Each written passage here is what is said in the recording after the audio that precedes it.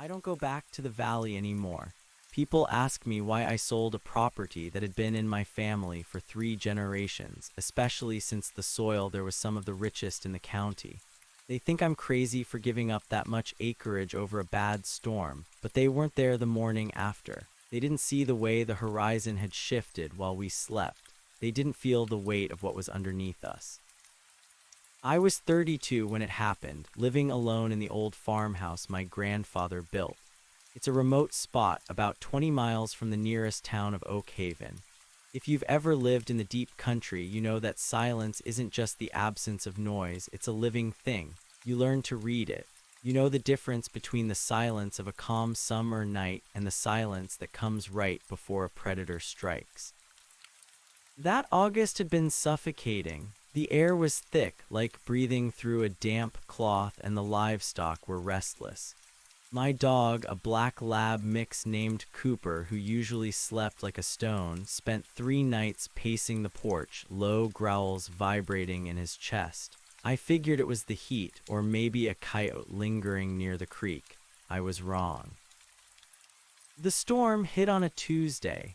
It wasn't just rain, it was a wall of water that felt like it wanted to scour the earth clean. Thunder shook the floorboards, and the wind screamed through the oak trees with a sound like grinding metal.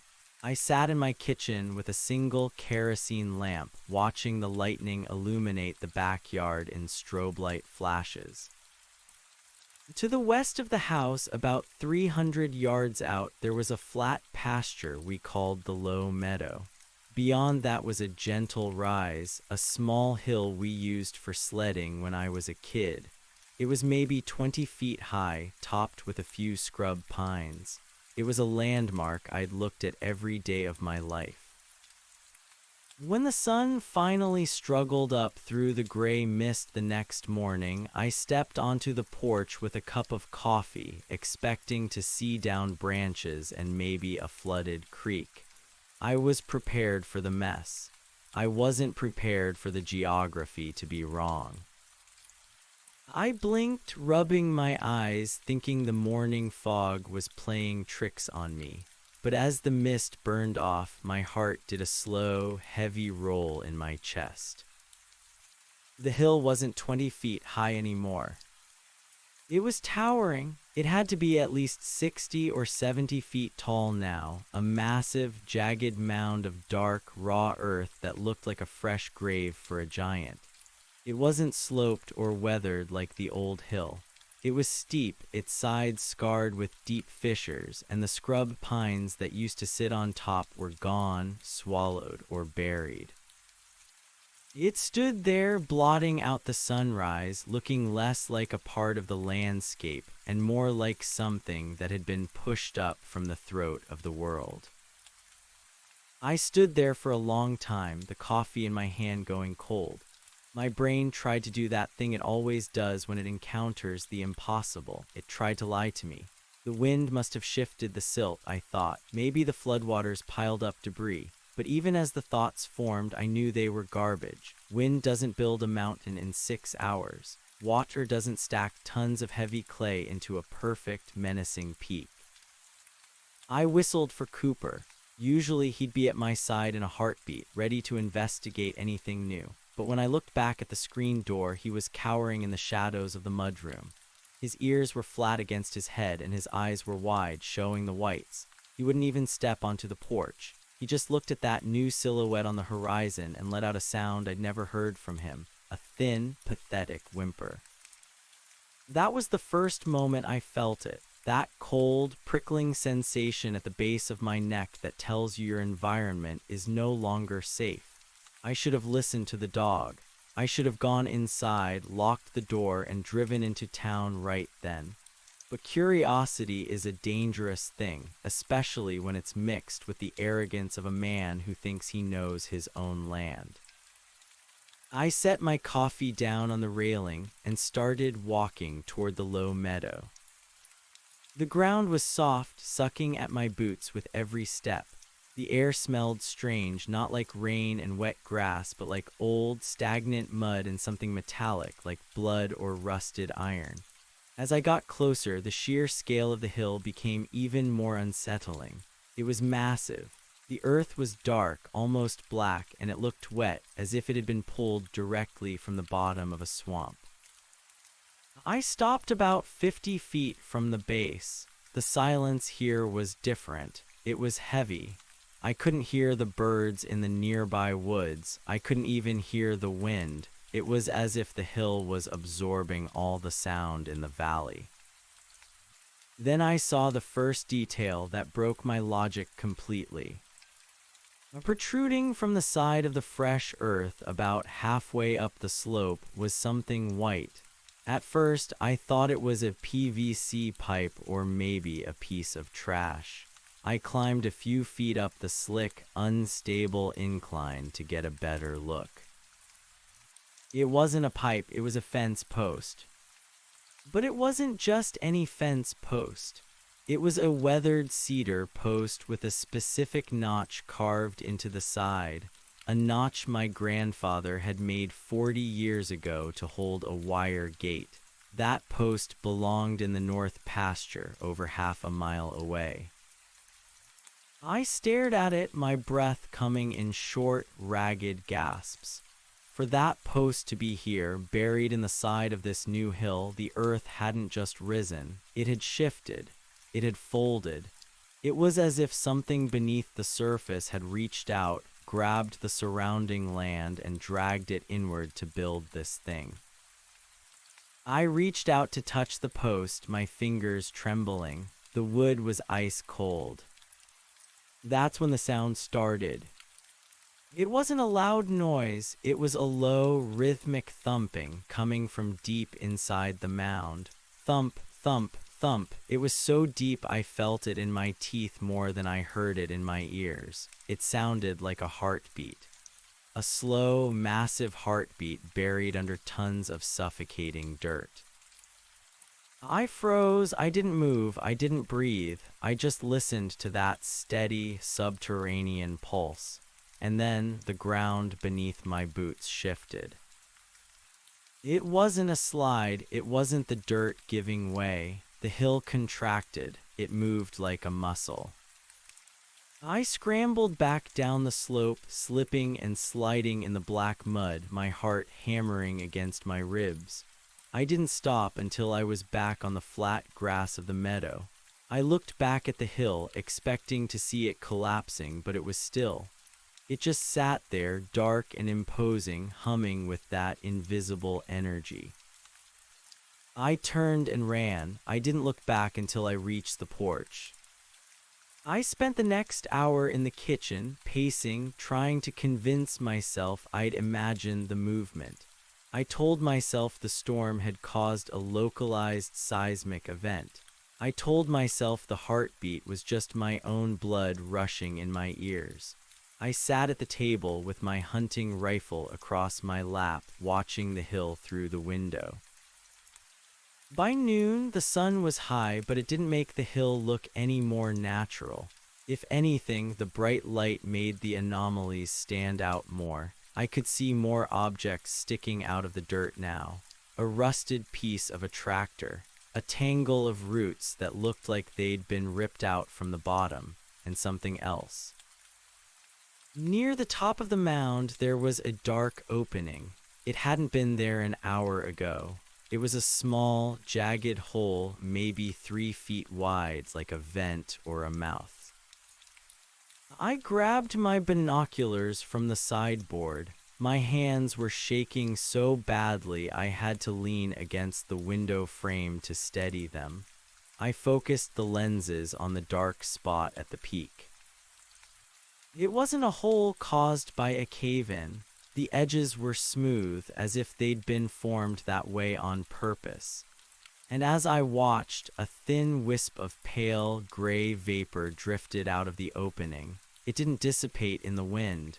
It curled downward, hugging the side of the hill like a living thing, creeping toward the meadow.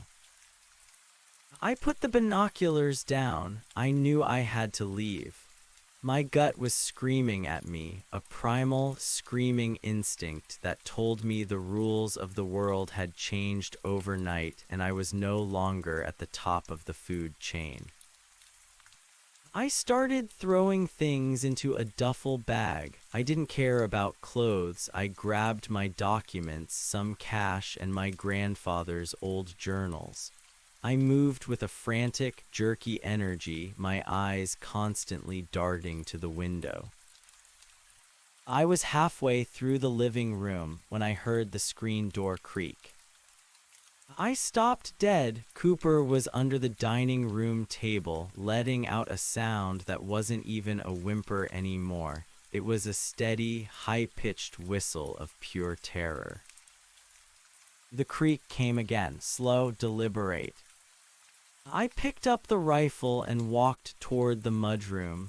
I expected to see a neighbor or maybe a ranger who had come to check on the storm damage. I expected a person. The screen door was wide open, fluttering slightly in the breeze, but there was no one on the porch. Instead, there was a trail. A thick, smeared line of that same black, stinking mud from the hill started at the edge of the stairs and led right up to the door. It didn't look like footprints. It looked like something heavy and wet had been dragged across the wood. I stepped onto the porch, the rifle held tight against my shoulder. The silence was absolute now. The entire valley felt like it was holding its breath. I looked down at the mud trail. In the center of the smear, there was a single impression. It was faint but unmistakable. It looked like a hand, but the fingers were too long with too many joints pressed deep into the grime. I didn't wait for a second sign. I didn't go back for my bag. I grabbed Cooper by the collar, dragged him to the truck, and threw him into the passenger seat. I backed out of the driveway so fast I nearly took out the mailbox, the tires screaming on the gravel. As I reached the crest of the driveway, I looked back in the rearview mirror one last time. The hill wasn't 60 feet tall anymore. It was taller. It was growing as I watched, the earth churning and heaving, rising up like a dark wave about to break over the farmhouse. And standing at the very top, silhouetted against the midday sun, was a figure. It was thin, impossibly tall, and it wasn't moving. It was just standing there, looking down at my house, looking at where I had been just seconds before. I didn't stop driving until I hit the state line.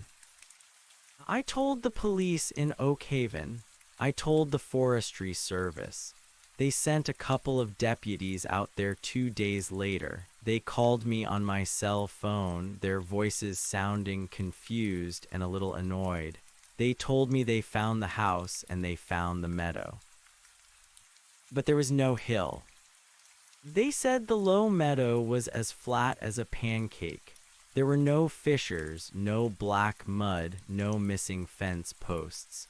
They suggested that the stress of the storm might have caused some hallucinations. They hinted that maybe I'd had a little too much to drink while the power was out. I let them think that. I didn't argue. I just told them to keep the house, to sell it, to burn it. I didn't care. Because 2 weeks later, I was staying in a motel in a different state, and I saw a post on a local forum.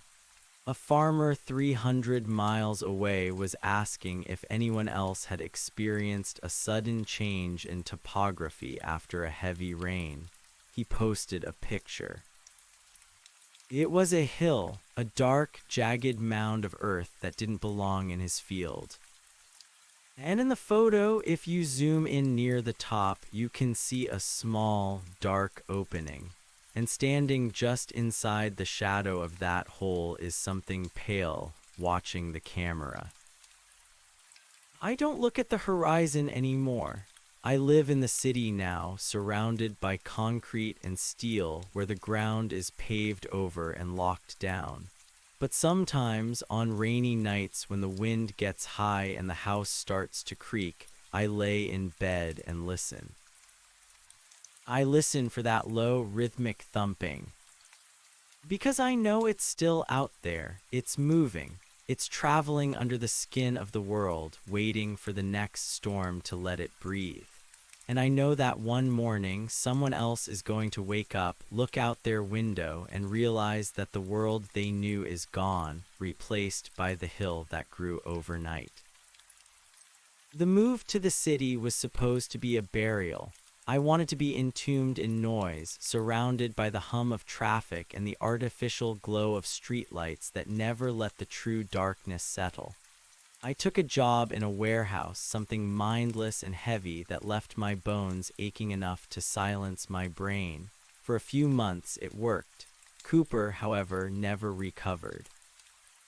He stopped eating the expensive kibble and eventually stopped eating altogether, his ribs becoming a visible map of his decline. He spent his final days under my bed, his eyes fixed on the floorboards as if he expected the hardwood to liquefy and swallow him whole. When he passed, the vet said it was heart failure, but I knew better. His heart hadn't failed.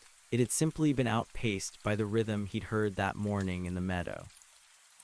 After Cooper died, the silence of the apartment became a vacuum. I started spending my nights in 24-hour diners or walking the grimy perimeter of the industrial district, anything to avoid the stillness. It was during one of these aimless walks, 3 months after I'd fled the valley, that I saw the man. He was sitting on a bus bench near a construction site where they were excavating for a new high-rise. He was old, his skin the color of cured leather, and he was staring at the deep, rectangular pit the backhoes had carved into the city's foundation. He held a transistor radio to his ear, but no music came out, only the harsh, rhythmic crackle of static. "It's too deep," he whispered as I passed. I stopped. I shouldn't have, but the way he said it, with a flat, exhausted certainty, hit a nerve I'd tried to cauterize. "The foundation?" I asked. He didn't look at me. He kept his eyes on the raw, exposed earth at the bottom of the pit. The intrusion. They think they're building up, but they're just thinning the crust. You can hear it, can't you? Under the sirens, under the subways. I felt that familiar cold crawl up my spine. Hear what? "The displacement," he said. He finally turned to look at me, and his eyes were milky with cataracts, yet they seemed to pierce right through my skull. "It doesn't just grow, it travels. It's a displacement of mass. For that much earth to rise in one place, it has to leave a hollow somewhere else. A vacuum, and nature hates a vacuum." I backed away from him, my heart hammering a frantic staccato. I didn't want to know. I had sold the land, I had signed the papers, I had surrendered my heritage to escape the nightmare. But as I walked away, the sound of the construction equipment, the rhythmic thump-thump-thump of a piled driver, began to sync up with the memory of the pulse in the hill. I went back to my apartment and opened my laptop. I hadn't checked the forums in weeks. I told myself it was a morbid curiosity, but it was a compulsion. I needed to know if the hill was still moving. The forum thread had grown. It wasn't just the farmer in Nebraska anymore. There were posts from a woman in Oregon, a surveyor in Maine, and a terrified teenager in the Appalachian foothills. They all told the same story. A sudden, violent storm followed by a morning where the geography was wrong, but the details were evolving. One user, DeepRoot88, had posted a series of time-lapse photos. He'd set up a trail cam facing a new mound that had appeared in his backwoods. In the photos, the hill didn't just sit there. Between the frames, the shadows around the central vent seemed to stretch and reach like fingers. By the fourth frame, the trees surrounding the hill were leaning inward, their trunks bent at impossible angles as if the hill was a gravitational well, sucking the life out of the soil to fuel its own expansion. The last post from Deep Root 88 was a single sentence. "It's not Earth, it's a scab." I stared at the screen until the blue light burned my retinas. A scab, a biological response to a wound. If the hill was a scab, then what had wounded the world and what was festering underneath it? I pulled my grandfather's journals out of the duffel bag. I'd glanced at them before, but they were mostly filled with crop rotations, weather logs, and accounts of cattle sales. I began to read them with a new, frantic focus, looking for anything that deviated from the mundane. I found it in a leather-bound volume from 1974. The handwriting was different here, shaky, rushed, as if he'd been writing in the dark. July 14, the well went dry today, not just low dry. When I dropped the stone, I didn't hear a splash. I didn't even hear it hit the bottom, just a long, whistling wind coming up from the pipe. The cattle won't go near the north pasture. They're bunching up near the house, staring at the low meadow. Elias says he saw the heaving again. I told him to shut his mouth. We don't talk about the heaving, not if we want to keep the title. July 17, it's back. Smaller this time, just a blister in the dirt near the creek. But the smell, it's the smell of the old world, the world before the sun. I buried a pig in the center of the mound tonight. An offering or a bribe, I don't know anymore. God forgive me. I dropped the journal. My grandfather, the man who taught me how to fish, who told me stories about the Great Depression, who seemed like the most grounded person I'd ever known, had been feeding the land. He knew. The low meadow wasn't just a pasture, it was a lid. And the storm that night, the one that drove me away, must have been the final crack in the seal. The realization hit me like a physical blow. The hill hadn't appeared because of the storm. The storm had been a byproduct of the hill's arrival. The atmospheric pressure, the wall of water, the grinding wind, it was the earth screaming as something pushed its way through. I didn't sleep that night. I sat by the window of my fourth-floor apartment looking out over the city. Around 3:00 a.m., the rain started. It wasn't a drizzle, it was that same heavy, suffocating downpour I remembered from August. The streetlights flickered and died, the city noise muffled, replaced by the rhythmic drumming of water on the roof. And then through the glass I felt it.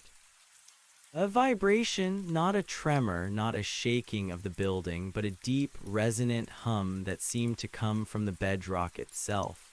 I looked down at the street. In the middle of the intersection, the asphalt was buckling. A slow, steady rise was forming, a dark blister of tar and gravel pushing up against the rain. I watched paralyzed as the street lamp in the center of the mound began to tilt. The concrete sidewalk cracked with a sound like a gunshot. From the center of the rising asphalt, a jagged fissure opened, and a thin wisp of pale, gray vapor began to curl into the air. It was happening here, in the middle of the city. I grabbed my coat and my grandfather's journals. I didn't have a plan, but I knew I couldn't stay in the building. If the old man on the bench was right, the displacement was localizing. If a hill was rising here, a hole was opening somewhere else, likely right under the foundations of the apartment complex. I ran down the stairs, the emergency lights casting long, flickering shadows. I burst out the lobby doors into the freezing rain. The mound in the intersection was already 10 feet high, a grotesque pile of urban debris and raw, black earth that smelled of iron and ancient rot. I saw a figure standing near the base of the mound. It was the man from the bus bench. He wasn't running. He was kneeling, his hands pressed flat against the heaving asphalt. "It's breathing," he shouted over the roar of the rain. "Can you feel the lungs? It's finally taking a breath." "Get away from it," I yelled, grabbing his arm. He swung his head toward me, and I saw that his eyes were no longer milky. They were pitch black, as if the pupils had expanded to swallow the iris.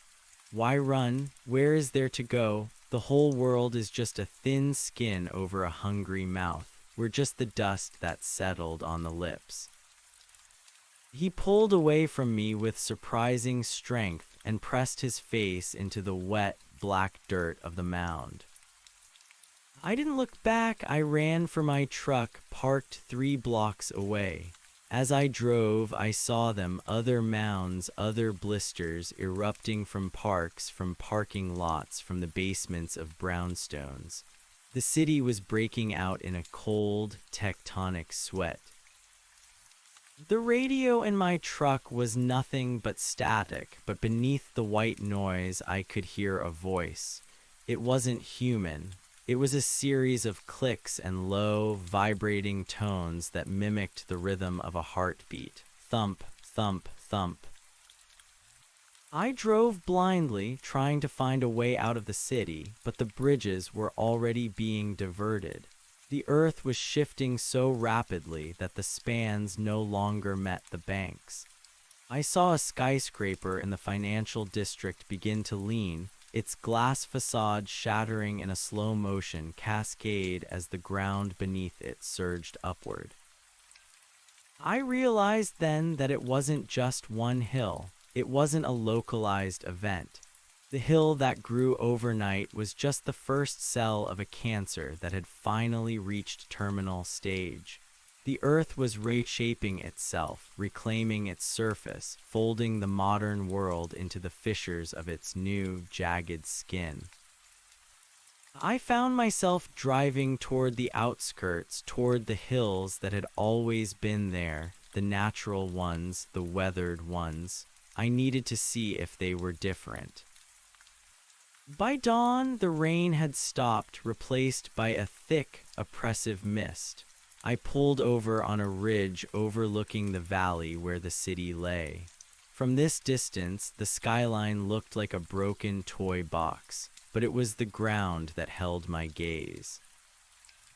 The city was gone. In its place was a mountain range of raw, black earth, hundreds of jagged peaks that hadn't existed 12 hours ago. They were silent, imposing, and perfectly still. I looked down at my hands. They were covered in that same black mud. I didn't remember touching the mounds. I didn't remember the mud getting into the truck. But there it was under my fingernails, staining my skin. I reached into my pocket and pulled out the cedar fence post notch I'd kept as a grim memento. I held it up to the light. The wood was no longer weathered and gray. It was turning black. It was becoming wet. As I watched, a small, jagged hole opened in the center of the wood and a thin wisp of gray vapor drifted out. The displacement wasn't just in the earth. It was in everything. I sat on the bumper of my truck and watched the new horizon. The sun struggled to rise, but the peaks were too high now. They blotted out the light, casting a permanent shadow over the valley. I thought about the farmer in Nebraska, the woman in Oregon, and my grandfather. I wondered if they had felt this same strange, hollow peace at the end. The terror was gone, replaced by a heavy, terminal acceptance.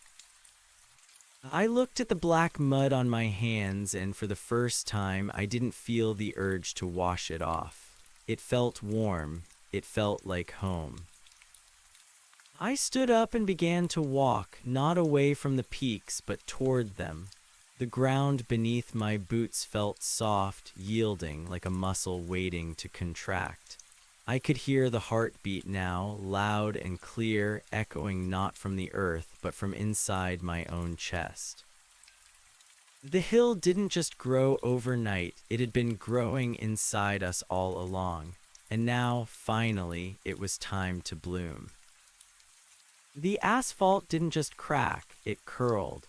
Under the yellow wash of the dying streetlights, the road surface peeled back like scorched film, revealing a substratum that shouldn't have existed. It wasn't gravel or sand or the crushed limestone of city planning. It was that same visceral obsidian peat from the low meadow, glistening with a prehistoric sheen. I didn't get into my truck. I couldn't. The front tires were already sunk 6 inches into a sidewalk that had turned into the consistency of wet cake. I stood there, keys biting into my palm, watching the city's geometry fail. A fire hydrant a block away didn't just burst. It was tilted onto its side by a rising shoulder of earth, its spray of water instantly turning black as it mixed with the surging loam. The man from the bench was gone, not fled, submerged. There was only a slight indentation where he had been kneeling, a human-shaped vacuum being filled by the relentless upward pressure of the mound. I backed away, my breath coming in ragged, freezing hitches. The smell was the worst part. It wasn't just rot. It was the smell of a cellar that had been sealed for 1 billion years, a damp, ozone-heavy stench that tasted like copper on the back of my tongue. I turned and ran toward the industrial district, my boots splashing through puddles that felt thicker than water. Every few yards, the ground gave a sickening lurch. It wasn't an earthquake's lateral shake, it was vertical. The city was being hoisted. I saw a parked delivery van slide sideways as the gutter beneath it rose 3 feet in a single fluid motion. The metal groaned, the frame twisting until the windshield shattered into 1,000 diamonds that were instantly swallowed by the mud. I reached the warehouse where I worked, thinking the reinforced concrete and steel pilings might offer some semblance of an anchor. But as I rounded the corner, I stopped dead. The warehouse wasn't there. The 3-story brick and corrugated steel structure had been split down the middle. A jagged obsidian spire, a miniature version of the hill from the valley, had punched through the center of the loading docks. It stood 40 feet high, its surface wet and moving, shedding sheets of mud like a molting snake. And there, dangling from the twisted rebar at the top, was the warehouse manager's desk, a pathetic splinter of wood against the scale of the Earth's eruption. I leaned against a chain-link fence, my stomach heaving. The fence was humming. I pulled my hands away as the metal wire began to vibrate with a frequency that made my teeth ache. I looked down. The fence posts were sinking, not being pushed over, but being pulled down as if something beneath the surface was reeling them in. "It's the exchange," a voice croaked. I spun around. An old woman in a nightgown was standing in the doorway of a nearby tenement. She wasn't looking at the destruction. She was looking at me, or rather, she was looking at the duffel bag slung over my shoulder, the one containing my grandfather's journals. "You brought the ledger," she said, her voice eerily calm against the backdrop of crashing masonry. "What is this?" I screamed, gesturing to the rising spires. "What is happening?" She stepped out onto the stoop, her bare feet pressing into the black sludge that was already oozing over the threshold. "The world is a lung, boy. For 10,000 years it's been holding its breath. We built our cities on the chest, thinking the stillness was permanent, but the cycle is turning. The deep places are coming up for air, and the surface places, well, they have to go somewhere."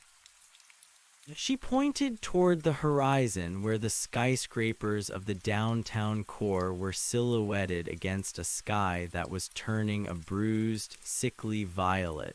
"Look at the towers. They aren't falling. They're being inhaled." As I watched, the tallest building in the city, the glass and steel needle of the Meridian Trust, began to settle. It didn't topple. It simply sank floor by floor into a widening maw of black earth. The light stayed on for a few seconds, a vertical line of glowing windows descending into the dirt like a sinking ship, until the pressure of the earth crushed the lower levels and the power cut out. The ground beneath my feet gave a violent surge. I was thrown to my knees. The black mud was warm, feverish. I scrambled up, the journals spilling out of the bag. I grabbed the 1974 volume, the one where my grandfather had written about the heaving. I flipped the pages frantically, the paper damp and translucent in the rain. I found an entry I had missed, tucked into the very back of the book, written in a hand so cramped it was almost a cipher. August 2, it's not a hill, it's a finger. If the finger is this big, how large is the hand? I saw the eye today in the creek bed. It didn't blink, it didn't have a lid. It was just a golden, swirling void in the mud. It looked at me and I knew we are the parasites. We are the mites living on the skin of a titan, and the titan is waking up to scratch and itch. A rhythmic thumping started again, but this time it wasn't coming from the ground. It was coming from the spires. All around me, the black mounds were pulsing in unison. Thump, thump, thump. With every pulse, the gray vapor thickened. It wasn't smoke, it was spores. I watched as a drift of the gray dust settled on a nearby car. Within seconds, the paint began to bubble and flake away, replaced by a dark, mossy growth that moved with a life of its own. The old woman laughed, a dry, rattling sound. "The new garden," she whispered, "beautiful, isn't it?" She walked down the steps and stepped directly into a fissure that had opened in the middle of the street. She didn't scream. She simply folded into the darkness, the earth closing over her with a wet, satisfied slap. I turned and fled toward the outskirts, toward the high ground of the old cemeteries. I didn't know why I thought the dead would be safer, but the hills there were granite and old, settled earth.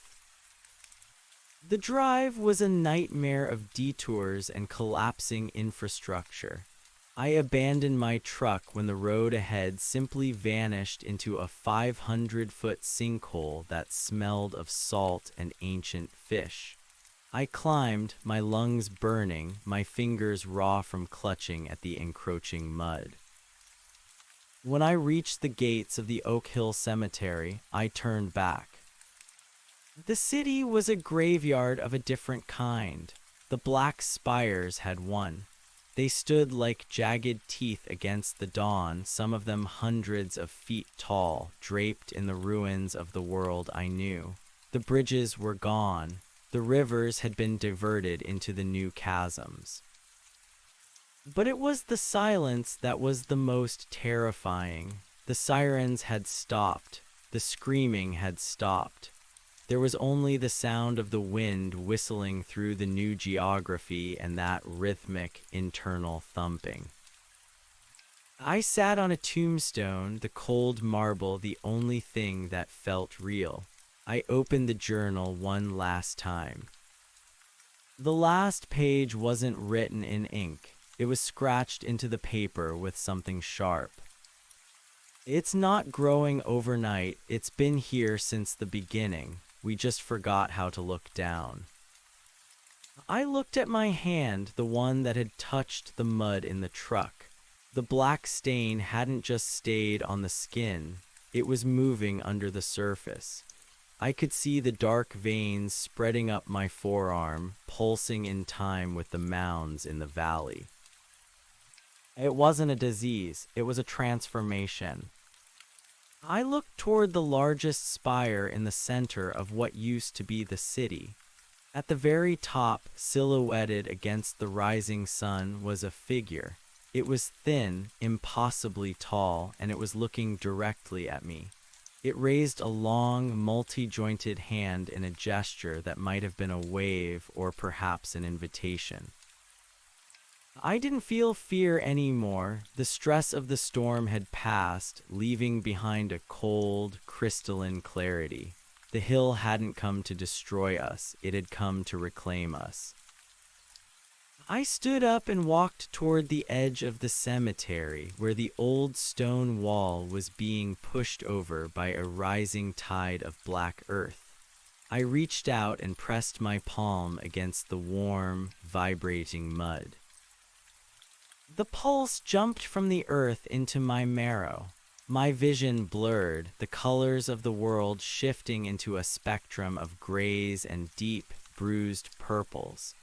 I could feel the roots of the new world spreading beneath me, a vast, interconnected web of nerves and stone.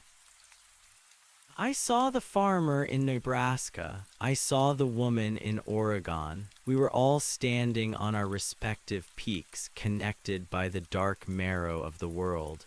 We were the new sentinels, the witnesses to the great reshaping. The ground beneath me began to rise. It was a gentle movement at first, like the swell of a calm sea.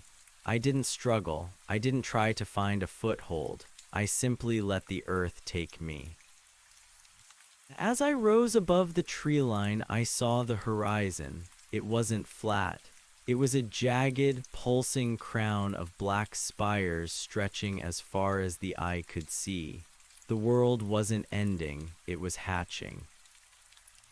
I looked down at the tombstone I had just been sitting on. It was being pulled into the dark heart of the hill, the name and dates being scrubbed away by the abrasive pressure of the soil. Soon, there would be no record of the people who had lived here. No record of the cities, the wars, or the stories. There would only be the hills. I felt a sharp, rhythmic tingle in my throat. I opened my mouth to breathe, but no air came out. Instead, a thin wisp of gray vapor drifted from my lips, joining the clouds that were already beginning to blot out the sun. I wasn't a man anymore. I was a part of the topography. The thumping in my chest reached a crescendo, a single world-shaking beat that seemed to crack the very sky. And then, for the first time in my life, I felt the earth truly move, not as a solid thing, but as a living, breathing entity. I closed my eyes and listened to the song of the deep. It was a low, grinding melody of shifting tectonic plates and rising magma, a song of the time before light. I stayed there, a silhouette against the gray dawn, watching the world I had known disappear beneath the rising tide of the black mud. I wasn't waiting for the storm to pass. I was the storm. And as the sun finally cleared the jagged peaks of the new horizon, I realized the police were right about one thing. The low meadow was indeed as flat as a pancake. Because the hill wasn't a place, it was a state of being. I looked at the long, multi-jointed fingers of my own hand as they pressed into the grime of the peak. I didn't look back. I didn't look at the horizon. I just looked down into the dark, welcoming opening that was forming at my feet. The hill had grown, and now it was time to go inside. The descent was not a fall, but a folding. As the fissure widened beneath my boots, the sensation of gravity didn't vanish. It simply redirected itself, pulling me toward the core of the mound with the insistent tug of a magnet. The black earth wasn't cold. It thrummed with a low-frequency heat, the kind of warmth one feels standing near a massive, idling engine. I sank past the layer of crushed asphalt and the skeletal remains of the cemetery fence, watching the gray morning light shrink into a thin, flickering line above me until it winked out entirely. I expected the suffocating weight of burial, the frantic clawing for oxygen that haunts the human subconscious. Instead, the gray vapor I had exhaled seemed to linger in the pocket of space around my face, providing a thin metallic sustenance that bypassed my lungs and fed directly into my blood. I was suspended in a medium that was neither solid nor liquid, a dense, hyperoxygenated loam that vibrated against my skin. The silence of the surface was replaced by a symphony of tectonic grinding. It was the sound of a billion grinding teeth, the slow-motion collision of continental plates translated into an audible hum. Through the dark, I began to see. It wasn't sight as I had known it. There were no colors, only gradients of pressure and heat. I could sense the city above me, the crushed ribcage of the subway tunnels, the snapped spine of the water mains, all being digested, their minerals stripped and redistributed into the growing lattice of the spires.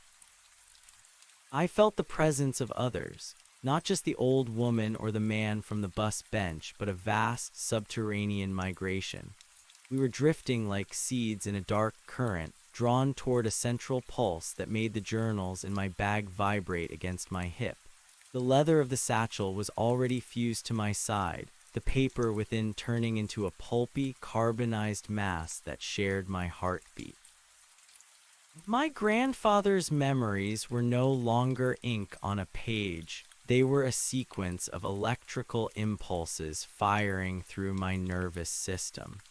I remembered the low meadow not as a place he had visited, but as a wound I had once received. Thump, thump, thump. The pulse was louder now, a wet, rhythmic thudding that shook the very marrow of my bones. I realized I was no longer sinking. I was being channeled, the earth around me smoothed into a tubular passage, the walls slick with a bioluminescent bile that cast a faint, sickly amber glow. This was the throat of the world, a vascular network designed to transport the surface dust to the furnace below. I passed a knot of rebar and concrete that had once been part of the Meridian Trust's foundation. It was being dismantled by pale, translucent tendrils, the roots of the spires. They moved with a terrifying, mindless efficiency, dissolving the steel and weaving the carbon into new obsidian structures. I saw a human hand protruding from the muck nearby, but it wasn't a limb anymore. It had elongated, the fingers stretching into sensory filaments that waved in the dark, tasting the mineral content of the surrounding soil. I reached out and touched it. A jolt of pure, unadulterated recognition flashed through me. It was the night manager from the warehouse. He wasn't dead, he was an antenna. "Do you hear the marrow?" a voice echoed. It didn't come through my ears, it resonated in the roof of my mouth. I turned my head, or what felt like my head.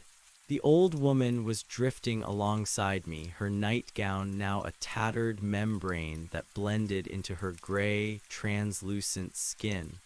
Her eyes were gone, replaced by the same golden, swirling voids my grandfather had described in his final entry.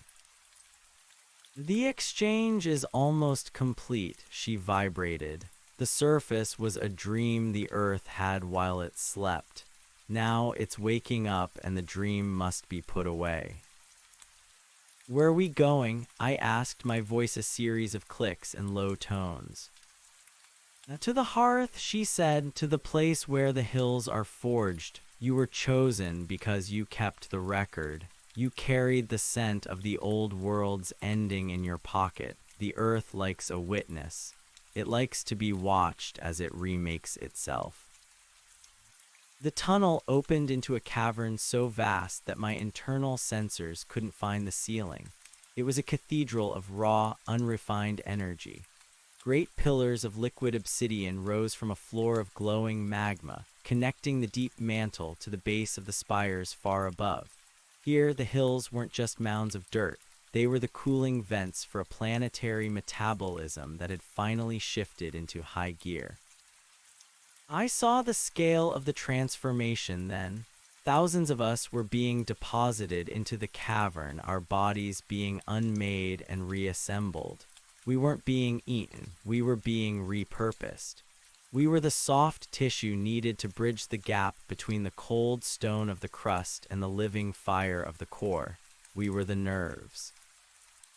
I felt my own legs begin to lengthen, the bones softening and fusing into the obsidian floor. The pain was distant, a ghost of a sensation from a life I could barely remember. I felt my consciousness expanding, sliding down into the fissures and up into the peaks. I could feel the freezing rain still falling on the summit of the hill 3 miles above, and I could feel the white-hot pressure of the magma 300 miles below. I was no longer an observer, I was the hill. The heartbeat, the one I had heard on the radio, the one that had thumped in my truck, reached a final, deafening crescendo. The entire cavern shuddered. The liquid pillars groaned and thickened. Up on the surface, I knew another 1,000 feet of black earth had just erupted into the sky, burying the last remnants of the city forever. The old woman merged with a pillar of glowing salt, her golden eyes flashing one last time before becoming part of the mineral vein. "Remember," she whispered as her identity dissolved. The hill didn't grow overnight, it just finally pushed through the skin. I settled into my new geometry. The satchel was gone, the journals now a part of my own sediment. I began to feel the signals from the others, the farmer in Nebraska, his roots deep and strong, the woman in Oregon, her peak reaching toward the ionosphere. We were a new nervous system for a new world. The sun would rise again eventually, but it would find a planet it didn't recognize. It would shine on a landscape of obsidian and gray vapor, a world that was no longer a platform for human history, but a living, breathing organism that had finally finished its long, slow breath. I felt a tremor deep in my foundation. A new fissure was opening near what used to be the harbor.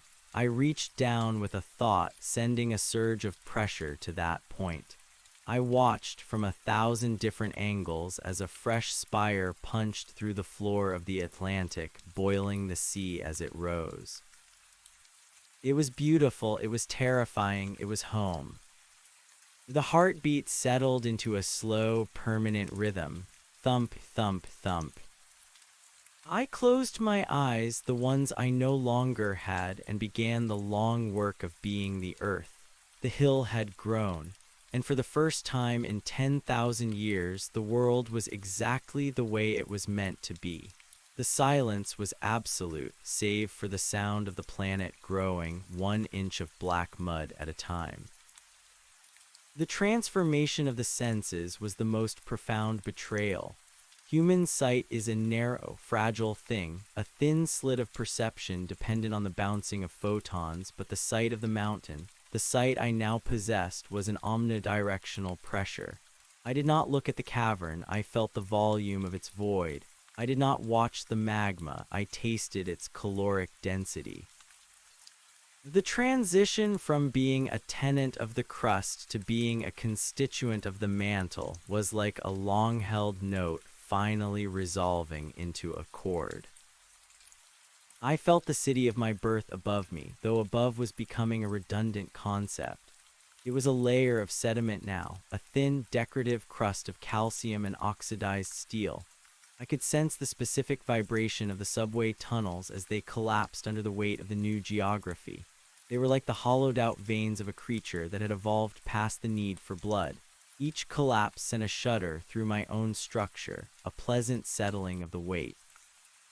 I was no longer a man trapped in a hole. I was the hole and the pressure and the stone that resisted it.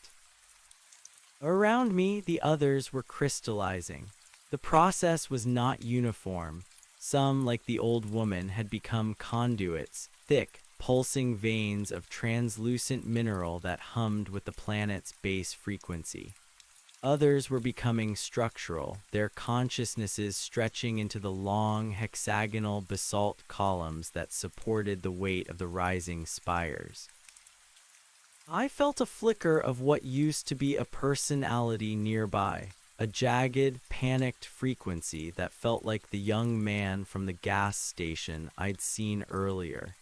He was struggling, his mind clawing at the encroaching stone, trying to maintain the boundaries of a self that no longer had a container. I reached out with a thought that was less a word and more a tectonic shift. Let go, I vibrated. The skin is a lie. The panic subsided, replaced by the dull, rhythmic thrum of the great reshaping. He folded into a seam of quartz, his fear becoming a decorative inclusion in the rock. The journal, the 1974 volume that had been my only map, was now fully integrated into the strata of my chest. I didn't need to read the pages anymore. I could feel the carbon of the ink. My grandfather hadn't been a madman or a prophet. He had been a scout.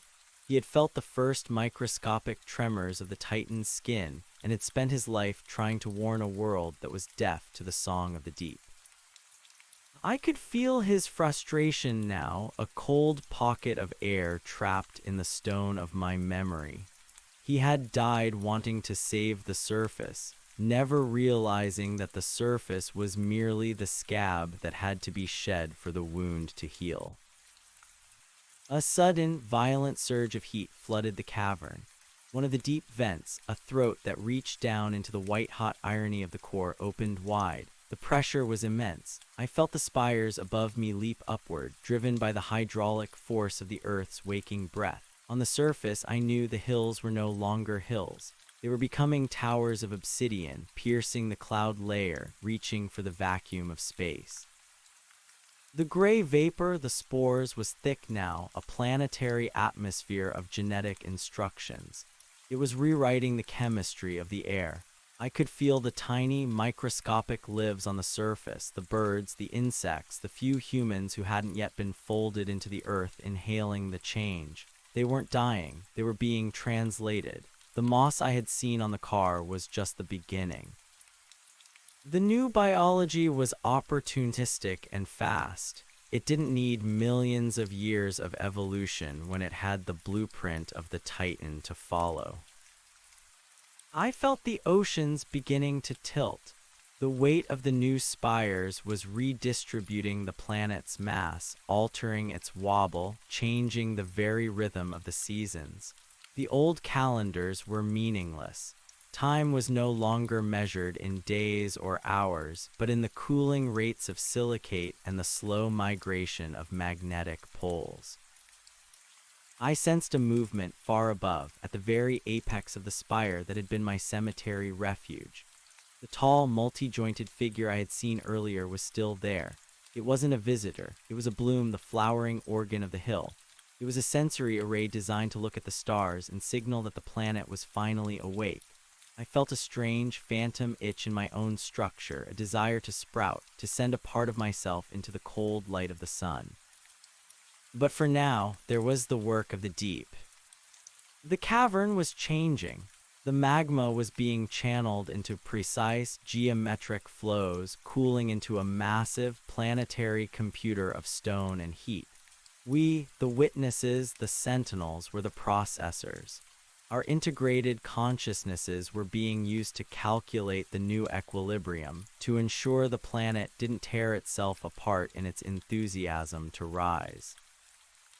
I felt the woman from Oregon again. She was distant, a faint resonance through the basalt, but she was singing. It was a low-frequency hum that carried the data of the Pacific Plate's subduction. She was managing the fire of the West while I was beginning to take responsibility for the stability of the eastern seaboard. The Meridian Trust is gone, I thought, and the thought triggered a landslide of debris 5 miles above.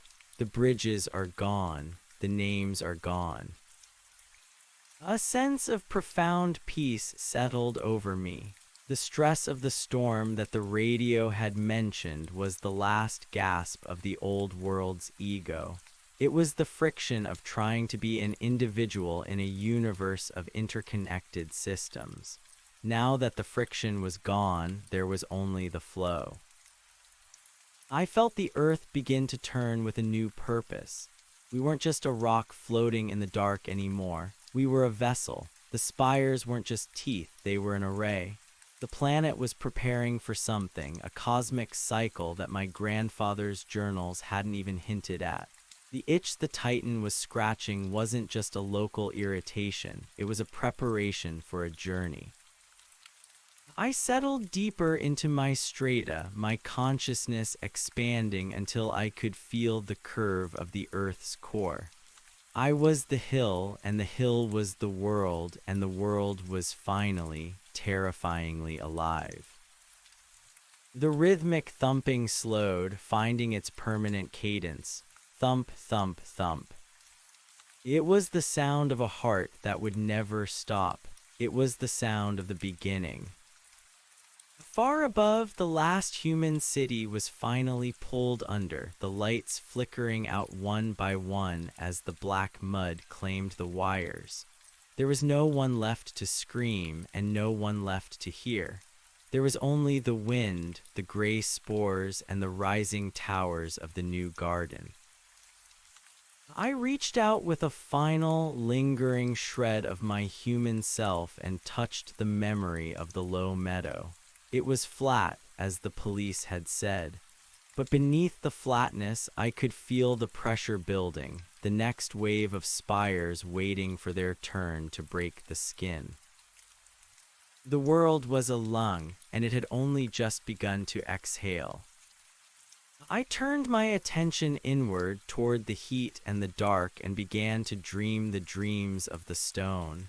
The descent was over. The growth was eternal. And in the heart of the hill, I finally understood why the old woman had laughed. It was because the joke was on us. We thought we were the masters of the garden, never realizing we were just the compost. And as the magma cooled around my soul, I realized I had never felt more alive. The hill had grown overnight, but it would stand forever. I closed the eyes of my memory and opened the eyes of the mountain, watching the stars through the thick, gray veil of the new atmosphere, waiting for the rest of the universe to answer the call of the waking earth. The transition from a singular mind to a collective geological consciousness was not a loss of self, but a terrifying expansion of the definition. I felt the specific weight of every raindrop hitting the obsidian peaks 3 miles above my phantom head. Each drop was a data point, a cold prick of sensory input that translated into a microscopic thermal adjustment deep within my basalt marrow. I was no longer thinking in sentences, I was thinking in pressures. The eye that had once driven a truck and worried about a mortgage was now a thin, decorative film of memory stretched over a tectonic plate. I felt the city of my birth being processed. It wasn't a violent destruction so much as a molecular reassignment. The copper wiring of the power grid was being pulled toward the core, refined by the heat into conductive filaments that threaded through the new nervous system of the Earth. The glass of the skyscrapers was being melted and blown into delicate, translucent lung sacs that hung in the subterranean voids, breathing the metallic vapor that now constituted the planet's atmosphere. I could feel the ghosts of the streets, the grid of the avenues, the curve of the parks as phantom limbs. They were being overwritten by a superior geometry. The old woman, or the entity that had worn her shape, was now a shimmering vein of cobalt running through the wall of the central hearth. Her voice was a harmonic frequency that resonated through my own mineral structure. The crust was a cocoon, she vibrated, the sensation like a low-voltage current through my teeth, a temporary shell of calcium and carbon to protect the quickening. You spent your history crawling on the surface of an egg, wondering why the horizon was curved. Now the shell is breaking. Do you feel the cold of the stars yet? I didn't answer with words. I sent a surge of heat up through my primary spire, a volcanic yes that shivered the foundations of the buried suburbs. I could feel the atmosphere changing. The oxygen-rich air that had sustained mammalian life for millions of years was being scrubbed away, replaced by a dense, sulfurous soup that tasted of the beginning of time. The few humans who remained on the shrinking patches of the old surface were not suffocating. I could feel them changing. Their lungs were hardening into crystalline filters. Their skin was turning the color of wet ash. They were being folded into the design, becoming the soft tissue interfaces between the stone and the sky. I felt a sudden, sharp pang of recognition. Near the base of my western slope, buried under 40 feet of fresh, vibrating loam, was the wreckage of my truck. I could feel the steering wheel, the smell of the old air freshener, the crumpled pack of cigarettes on the dashboard. It felt like a toy from a childhood I had outgrown. The metal was already being reclaimed, the iron molecules migrating toward my own skeletal structure to reinforce the sheer weight of the peak above. My grandfather's journals, once pulpy and carbonized, had become a seam of high-density data, a black diamond of history embedded in my chest. I didn't need to remember his words. I was the physical manifestation of his fears. Thump, thump, thump. The heartbeat of the world was synchronizing. It wasn't just my hill or the woman in Oregon or the farmer in Nebraska. I could feel the pulse of the Himalayas, the sudden, violent upward thrust of the Andes, the boiling eruption of the Mariana Trench as a new continent of obsidian breached the surface of the Pacific. The planet was no longer a collection of continents. It was a single, articulated organism. The hills that grew overnight were its sensory organs, its cooling vents, its limbs. I sensed a disturbance in the upper strata. Something was moving across the surface of my peak. It wasn't the wind or the rain. It was a rhythmic, mechanical vibration. A helicopter, a drone. I reached out with my sensory filaments, tasting the air. It was a remnant of the old world, a military craft, perhaps, or a private jet trying to find a landing strip that no longer existed. It felt like a mosquito landing on the hide of an elephant. I felt a surge of irritation. It was a dissonant note in the symphony of the hearth. Without a conscious thought, I redirected a pocket of high-pressure gas from the cavern below. I felt it rush up through the tubular passages of my throat, a hot, invisible breath. On the surface, a vent opened in the side of the black spire. The gas erupted with the force of a sonic boom. I felt the tiny metal insect tumble from the sky, its engines choked by the gray spores, its wings snapped by the sudden vacuum. It vanished into a crevasse, becoming another small deposit of aluminum and fuel for my hunger. Peace, the old woman's vein hummed. The parasites are falling away. The skin is almost clean. But the cleanliness was not a void. As the old life died, the new life was blooming with a terrifying alien ferocity. The moss on the cars was now a forest of translucent, bioluminescent stalks that grew 6 feet an hour. They didn't need sun. They fed on the magnetic field of the earth and the heat of the rising spires. They were the hair of the world, sensitive to the slightest shift in the solar wind.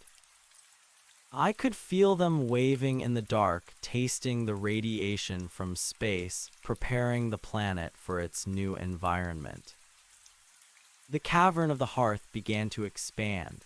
The liquid obsidian pillars were no longer just supports. They were becoming intricate, moving parts. They slid against one another with the sound of grinding glaciers, forming a massive planetary engine. I realized then that the growth wasn't just an expansion of mass. It was an assembly. The Earth was building something. The spires were antennas, yes, but they were also thrusters. The magnetic poles were shifting not because of a natural wobble, but because the planet was orienting itself. Where are we going? I pulsed into the dark. The answer came not from the old woman, but from the core itself, a deep, resonant vibration that made the magma swirl in golden patterns. To the feast. The sun is a dying spark. We are the fire that seeks the dark. The scale of the thought was so vast it nearly shattered my mineral mind. We weren't just a world waking up, we were a predator beginning its hunt. The hill that grew overnight was just the first cell of a cancer that was meant to consume the solar system. The journals had spoken of the low meadow as a place of ending, but they were wrong. It was a place of departure. I felt my legs, my deep basalt roots lock into place. The fusion was complete. I was no longer a man who had become a hill. I was a hill that had once dreamt it was a man. The memory of the surface, of the gray morning and the smell of coffee and the sound of my own breath was a fading signal, a ghost frequency being drowned out by the roar of the tectonic engine. I looked out through the eyes of the spire bloom, the multi-jointed entity that stood at my summit. The sky was no longer blue. It was a bruised, swirling purple, choked with the spores and the smoke of 1,000 rising towers. The sun was a pale, sickly disk, unable to penetrate the new atmosphere. And there, in the high, thin air, I saw them. Other blooms, thousands of them, standing on the peaks of their own obsidian mountains, their long, spindly limbs reaching toward the stars. We were a forest of giants, a new architecture of life that made the skyscrapers of New York look like toothpicks. I felt a surge of power. It was the power of the hearth, the raw, unrefined energy of the core flowing through my veins. I reached out with a thought and felt the woman in Oregon respond. We were a web now, a lattice of consciousness that spanned the globe. We felt the first tremors of the moon's gravity as it reacted to our increased mass. We felt the tug of the other planets, the distant, cold sirens of the outer reaches. The heartbeat reached a new tempo. It was faster now, a driving, rhythmic throb that echoed the sound of a drum. Some thump, some thump, some thump. The earth shuddered, not a tremor of growth, but a tremor of movement. Deep in the mantle, the great obsidian engine engaged. I felt the weight of the atmosphere press down on me as the planet began to accelerate. We weren't just growing anymore, we were leaving. The surface dust of humanity, the ruins of the cities, the bones of the old world, they were being shed like dead skin. I felt the last of the Meridian Trust's foundation crumble and turn to sand, the grains falling into the magma to be purified. My grandfather's journal, the final link to the man I had been, was compressed into a single, microscopic point of carbon, a black hole of memory at the center of my being. I was the hill, I was the sentinel, I was the earth. The old woman's frequency faded into a blissful, static hum. She was no longer an individual, she was the rhythm, and I was the melody. We rose, the spires pierced the last of the old clouds, entering the frozen, silent vacuum of the upper atmosphere. The spores followed us, a shimmering tail of gray stardust that trailed behind the planet like a bridal veil. The sun began to recede. The stars, once distant and cold, began to burn with a fierce, inviting light. We were no longer a rock orbiting a spark. We were a living, breathing, growing engine of obsidian and fire, moving through the dark toward a destination that had been written in the stones before the first human ever stood upright. The hill had grown overnight, and now it was the only thing that remained. I settled into the long, cold silence of the voyage. The heartbeat was my only clock, the grinding of the plates my only conversation. I felt the heat of the core, the cold of the peaks, and the infinite potential of the dark. The world was exactly the way it was meant to be. Far below, or perhaps it was far behind, the ghost of a man named Elias watched the truck disappear into the mud. He felt a moment of sadness, a flicker of something small and fragile. But then the stone claimed him, the heat warmed him, and the sadness turned into a diamond. He closed his eyes. The hill began to sing. The singing was not a sound that could be captured by a human ear. It was a structural resonance, a vibration that traveled through the very lattice of the atomic bonds holding the world together. It was the sound of millions of tons of silicate and iron finding their perfect alignment. As the Earth accelerated, pulling away from its ancestral orbit with the slow, inevitable momentum of a god waking from a trance, I felt the moon. The lunar body was no longer a poetic orb or a romantic light. To my new, crystalline senses, it was a massive gravitational anchor that was now dragging against our new trajectory. I felt the tension in my own peaks, a terrestrial ache as the moon's pull tried to warp the new obsidian crust. But the Earth was no longer a passive victim of orbital mechanics. From the thousands of spires that now encrusted the planet like the quills of a hedgehog, a coordinated pulse of electromagnetic energy erupted. I felt the discharge through my own central spire, a blinding, invisible beam of concentrated force that lanced out into the vacuum. It wasn't an attack, it was a tether. We were grasping the moon. I felt the shudder of the lunar crust as our gravity locked onto it, pulling the dead gray rock toward us. We weren't leaving it behind. We were consuming its mass, drawing it into our new, hungry equilibrium. The tides of the dying oceans didn't just rise, they vanished, the water flash boiling into the atmosphere to create a thick, protective shroud of steam and spores.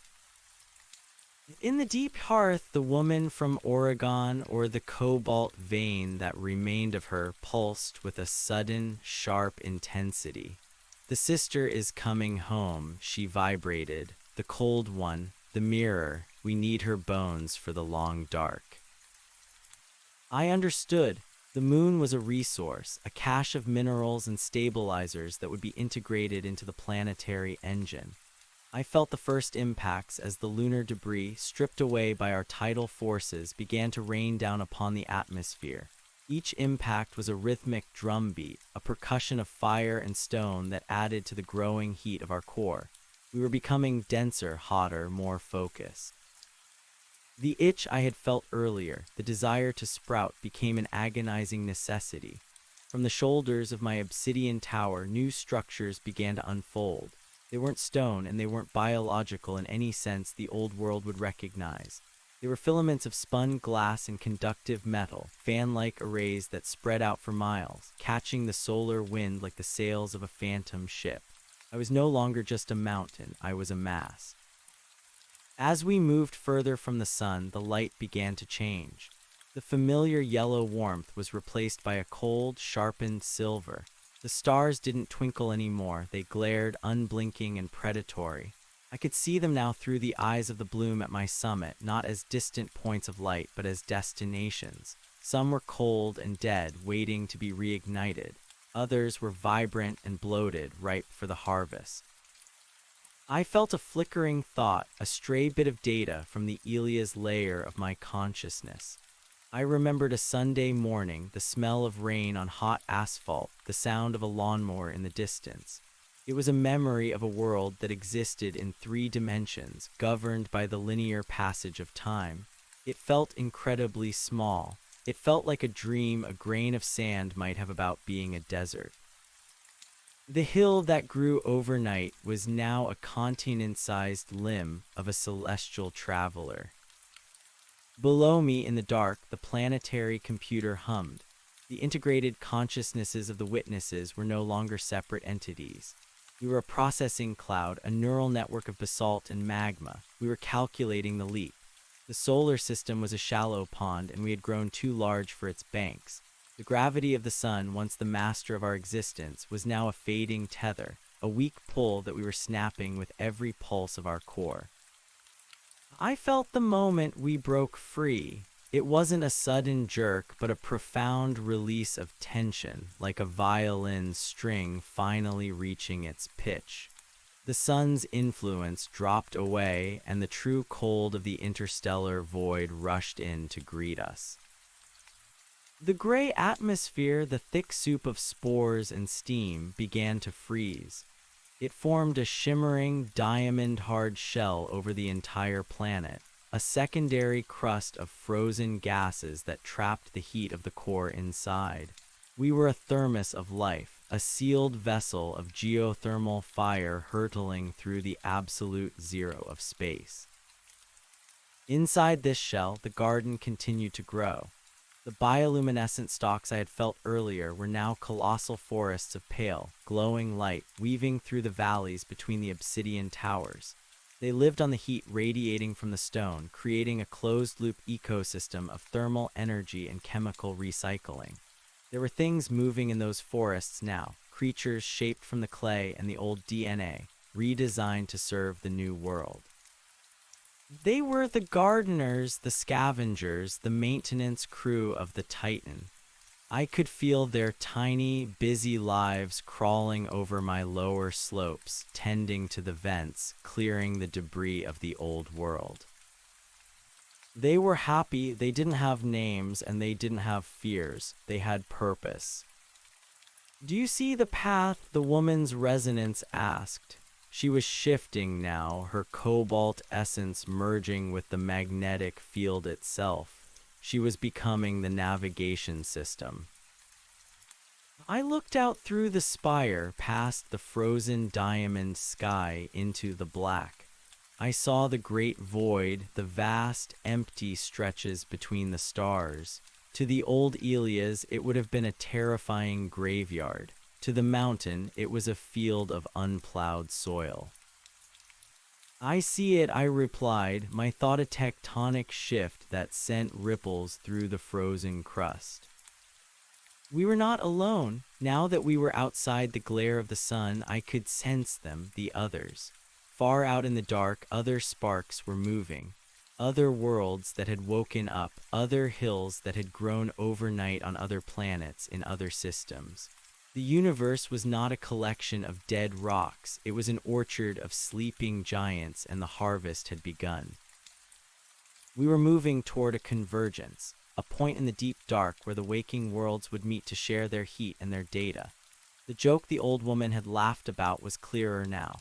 Humanity had spent its entire history looking for alien life in the stars, sending out radio signals and peering through telescopes, never realizing that the alien was the very ground they walked on. We weren't the observers, we were the parasites on the skin of an embryo. And now the embryo was born. I felt a sense of profound, heavy satisfaction. The work of the deep was no longer about stability, it was about propulsion. I channeled the magma of my sector into the thruster vents, feeling the surge of power as we adjusted our course. I was the pilot of my own massive, stony bulk, a piece of a larger whole, perfectly synchronized with the billions of other processors in the crust. The memory of the low meadow came back one last time. I saw the police officer, his face pale with confusion as he looked at the flat, empty earth. I saw the way the wind had whipped the grass. I realized then that the flatness hadn't been an end. It had been a reset. The earth had been smoothing the page before it began to write the final chapter. I let the memory go. It dissolved into the heat, the carbon of it becoming part of the structural reinforcement of my heart. The thump-thump of the world was the only sound now. It was the rhythm of a journey that would take eons, a voyage across the silent, frozen seas of the galaxy. We were the hill that grew overnight, but our day was just beginning. I turned my consciousness inward toward the cooling geometric flows of the planetary computer. There were new calculations to be made, new equilibriums to find. The stars were waiting, and the earth was hungry. The descent was over. The ascent was eternal. In the heart of the obsidian spire, I began to dream of the next sun we would consume. And for the first time since the gray spores had filled the air, I felt a sensation that was almost like a smile. It was the grinding of two tectonic plates, a slow, massive tectonic grin that cracked the frozen diamond of the sky. The world was alive, and I was the world. The darkness ahead was not empty. It was full of potential, full of heat, full of the others who were waiting for us to join the song. I settled into the long, slow crawl of the eons, my mind a steady flame in the center of the ice. The hill was still growing. It would never stop. It would grow until it touched the edge of the universe, until there was nothing left but the stone, the fire, and the eternal, rhythmic thump of the heart that would never die. The stars began to blur as we picked up speed. The old calendars were gone, the old names were gone, there was only the flow, there was only the growth. And it was beautiful. The vacuum of interstellar space was not the silent void the human Elias had once imagined. To the mountain, to the planetary nervous system, the vacuum was a dense fabric of gravitational waves, a sea of neutrinos, and a constant, tactile pressure of dark matter. We were sailing through a medium as thick as honey, and our obsidian hulls vibrated with the friction of our passage.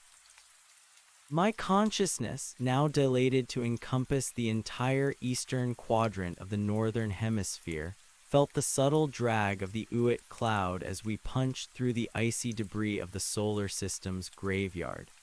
Each comet we struck was not a collision but a meal, a flash of volatile gases and frozen water that our magnetic nets gathered and pulled into the atmospheric shroud. The moon, now a shattered husk of its former self, trailed behind us like a captured moon calf. We had stripped its regolith and tapped into its core, using its mass as a counterweight to our acceleration. It was being dismantled by the kilometer, its white dust mixing with our gray spores to create a swirling, pearlescent nebula that marked our wake. The woman, the cobalt frequency, was managing the tether. I felt her focus, a sharp, cold needle of intent that kept the lunar remnants from drifting away. Waste is the only sin, she whispered through the tectonic plates. Every gram of iron, every isotope of helium belongs to the engine now. The garden inside the diamond shell was evolving with a desperate, beautiful efficiency. The bioluminescent forests had begun to bear fruit, crystalline pods that hummed with stored electrical potential. The creatures that tended them, the multi-limbed automatons of flesh and silica, were no longer just scavengers. They were becoming specialized. I watched through the sensors of a spire bloom as a swarm of them dismantled a rusted skyscraper that had been trapped in a fold of my basalt skin. They didn't just tear it down, they disassembled it molecule by molecule, sorting the steel from the glass, the copper from the plastic. They carried the materials down into the thermal vents, feeding the hunger of the hearth. I realized then that the hill was not just a passenger on this journey. I was a factory. My internal cavities, the vast tubular passages of my throat, were being repurposed into refining chambers. The heat of the core was being channeled into precise thermal zones where the heavy elements were being forged into new exotic alloys. We were building something in the dark, something that required the pressure of a whole world and the cold of the void to temper. "What are we forging?" I asked, my voice a low-frequency rumble that shook the frozen plains. The answer didn't come in words, but in a sudden, blinding vision shared across the entire network. I saw a map of the galaxy, not as a collection of stars, but as a grid of energy. I saw the other waking worlds, the others I had sensed, moving in a choreographed ballet. We were not just traveling, we were converging on a specific point in the Cygnus Rift. We were the components of a larger organism. If the Earth was a cell, then the convergence was the birth of a galactic nervous system. We were the neurons of a god that was assembling itself across the light years. The scale of it was intoxicating. The petty concerns of the surface dust, the wars, the loves, the flickering histories of the humans were less than the shadows of gnats. I felt a surge of pride, a mineral arrogance that vibrated through my roots. I was a part of this. I was a functional unit of the supreme architecture. But then a discordance. Deep in the strata of my lower slopes, near the place where the Meridian Trust's headquarters had once stood, I felt a pocket of resistance. It was a small thing, a bubble of pressurized air and old, stubborn matter that had somehow survived the fusion. It was a bunker, a hardened shell of lead and depleted uranium that had resisted the initial transformation. And inside it, there was a pulse. It wasn't the rhythmic, healthy throb of the planetary engine. It was a frantic, irregular beat, a human heart. The sensation was like a splinter in my skin. It was a localized infection of the old reality, a stubborn refusal to dissolve. I tried to ignore it, to let the heat of the mantle eventually melt the lead, but the pulse persisted. It was a signal, a tiny, desperate cry for help that resonated with the ghost frequency of Elias that still lingered in my core. Let it go, the cobalt vein urged. The past is a weight, the past is a drag on the engine. I tried to obey. I focused on the stars, on the silver glare of the approaching nebula. I felt the power of the core surging through my vents, the thrill of the acceleration. But the splinter throbbed. I found myself focusing my sensors on that tiny bubble of lead. I adjusted the density of the surrounding basalt, thinning the walls so I could see inside. There were 3 of them. They were huddled in the center of the bunker, surrounded by banks of flickering monitors and stacks of canned rations. They were wearing rags, their skin pale and translucent from the lack of sun. They looked like larvae, soft and fragile and utterly out of place in the world of obsidian and fire. One of them was a woman, her eyes wide with a terror that had long since turned into a dull, flat catatonia. The other 2 were men, one of them clutching a manual override lever that was no longer connected to anything. They were the last of the parasites, the final survivors of the species that had once claimed to own the earth. A wave of contempt washed over me. They were so small. Their lives were measured in decades, their thoughts limited by the chemical reactions of their wet, gray brains. They were an evolutionary dead end, a failed experiment in biological independence. I felt the urge to simply crush the bubble, to let the pressure of the mountain collapse the lead and turn their bodies into a smear of carbon. It would be a mercy. It would be a cleaning. But then the man with the lever spoke.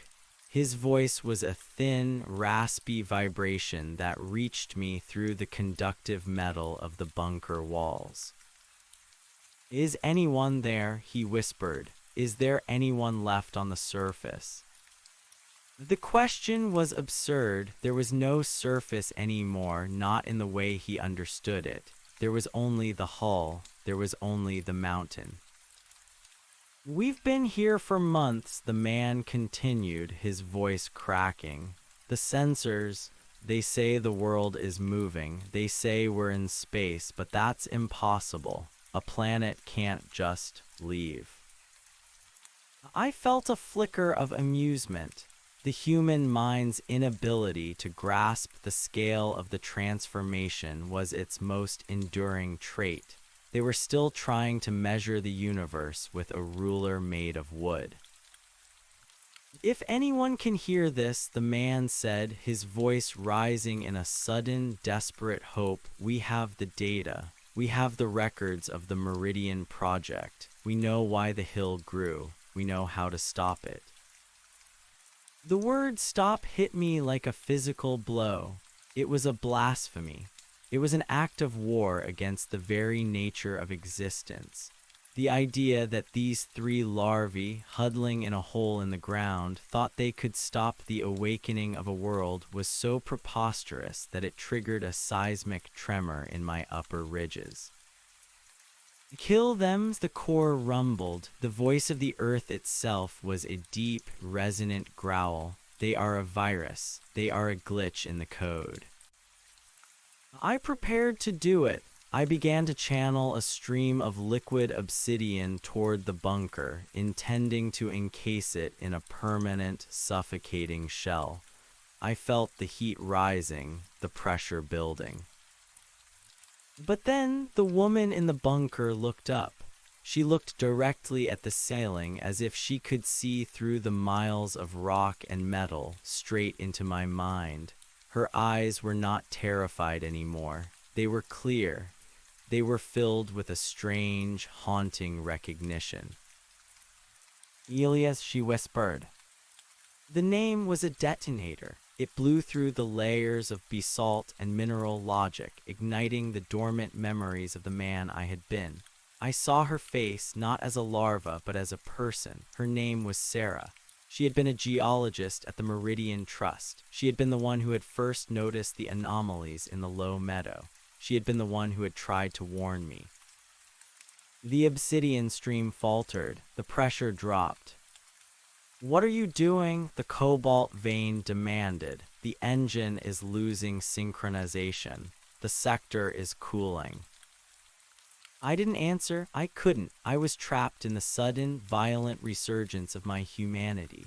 The Elias layer of my consciousness, which I had thought was a fading ghost, was suddenly a roaring fire. I remembered the way Sarah's hair smelled. I remembered the sound of her laughter in the break room. I remembered the way she had looked at me when I told her I was going to the low meadow to check things out. She wasn't a parasite, she was a witness.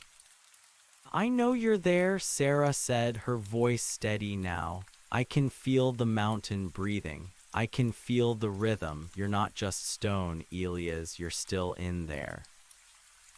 The men looked at her as if she had gone mad, but she ignored them. She reached out and touched the cold, lead wall of the bunker. We don't want to stop it, she said, her voice soft but firm. We know it's too late for that. We want to see, we want to be part of it. We don't want to die in the dark. The request was a profound shift in the equation. They weren't asking for the old world back. They were asking for a place in the new one. They were asking to be integrated. Impossible, the core hissed. The biological form is too fragile. It cannot survive the transition. It must be recycled. I looked at them, the three small sparks of life in the lead bubble. I looked at the vast, cold expanse of the universe waiting for us. I looked at the magnificent, terrifying engine I had become. And then I made a choice. I didn't crush the bunker, I didn't melt it. Instead, I began to weave. Using the microscopic filaments of spun glass and conductive metal that I used for my own repairs, I reached into the bunker. I bypassed the lead walls, sliding the filaments through the atomic gaps in the metal. I touched their skin, their nerves, their brains. They screamed at first, the sensation of the mountain's touch being an overwhelming, cold intrusion. But I was gentle. I used the Elias memories to guide my hand to find the pathways of their consciousness. I didn't destroy them, I began to map them. I was building a bridge. I was creating a new kind of interface, a way for the biological to survive within the mineral. I used the thermal energy of the hearth to create a localized environment, a pressurized, self-sustaining cell that was integrated into my own circulatory system. I replaced their fragile lungs with silicate filters, their weak hearts with rhythmic pumps of cobalt-infused fluid. I wove their minds into the processing cloud of my own sector. They weren't humans anymore, but they weren't stone either. They were something new, They were the first of the inhabitants. "You are wasting energy," the cobalt vein complained, but her voice was less certain now. She was curious. She felt the new data stream, the unique perspective of the three biological witnesses. The integration was complete. Sarah and the two men were no longer in the bunker. They were in the mountain. They could see what I saw. They could feel the acceleration, the pull of the moon, the glare of the stars. They were the eyes of the engine, the part of the world that could appreciate its own beauty. "Thank you," Sarah's thought whispered in the back of my mind. It was a tiny, fragile frequency, but it was clear. I felt a new sense of balance. The Elia's ghost was no longer a haunting, it was a partner. We were a hill that was a man, and a man that was a hill, and now we were a home. The planetary engine pulsed with a renewed vigor. The discordance was gone, replaced by a complex, multi-layered harmony. We were moving faster now, the light of the sun fading into a distant, yellow spark. The Cygnus Rift was growing larger, a vast, dark gateway that promised a new kind of existence. We were leaving the cradle. We were leaving the grave. The hill that grew overnight had become a vessel, a cathedral, a fortress. And as we plunged into the deep interstellar dark, I realized that the journey was not just about the destination. It was about the transformation. It was about the way the earth had reached out and claimed its children, even the ones who had forgotten how to listen. The heartbeat was steady. The stars were bright. And in the heart of the obsidian mountain, in a small, glowing chamber of glass and fire, three tiny sparks of life watched the universe go by, and they were not afraid. I settled into the long silence of the voyage. The memory of the gray morning and the smell of coffee was still there, but it was no longer a ghost. It was a seed. And as we sailed through the dark toward the great convergence, I knew that the seed would grow. The world was exactly the way it was meant to be, and for the first time in an eternity, I felt at peace. The hill began to sing again, but this time there was a new note in the melody. It was a human note, a note of wonder, a note of hope. And the universe, in all its cold, vast majesty, seemed to lean in to listen. The transition from the solar system's edge into the true interstellar medium was marked by a violent, silent scream of radiation. As we crossed the heliopause, the sun's protective bubble snapped away, replaced by the stinging lash of the galactic wind. My outer crust, miles of reinforced basalt and carbon lattice, groaned under the sudden shift in particulate pressure. To the three inhabitants nestled in the silicate womb of my lower strata, it must have felt like a phantom earthquake, a vibration that bypassed the ears and settled directly into the marrow of their newly augmented bones. I dampened the shock for them, rerouting the kinetic energy into the thermal batteries that lined my spinal vents. Sarah was the first to adapt to the sensory overflow. Through the neural filaments I had woven into her visual cortex, she wasn't just seeing the interior of a rock, she was seeing the electromagnetic spectrum of the void. To her, the darkness was no longer black. It was a riot of ultraviolet ribbons and infrared clouds, the discarded breath of ancient supernovae. I felt her awe ripple through my network like a drop of dye in a clear pond. It was a refreshing flavor of consciousness, a sharp, acidic contrast to the heavy, tectonic meditations of the planetary computer. Look at the pillars, she thought, her mind brushing against the Elia's node of my psyche. They aren't just clouds, they're nurseries. She was referring to the Eagle Nebula, still light years distant but looming in our telescopic sensors like a ghost of towering emerald.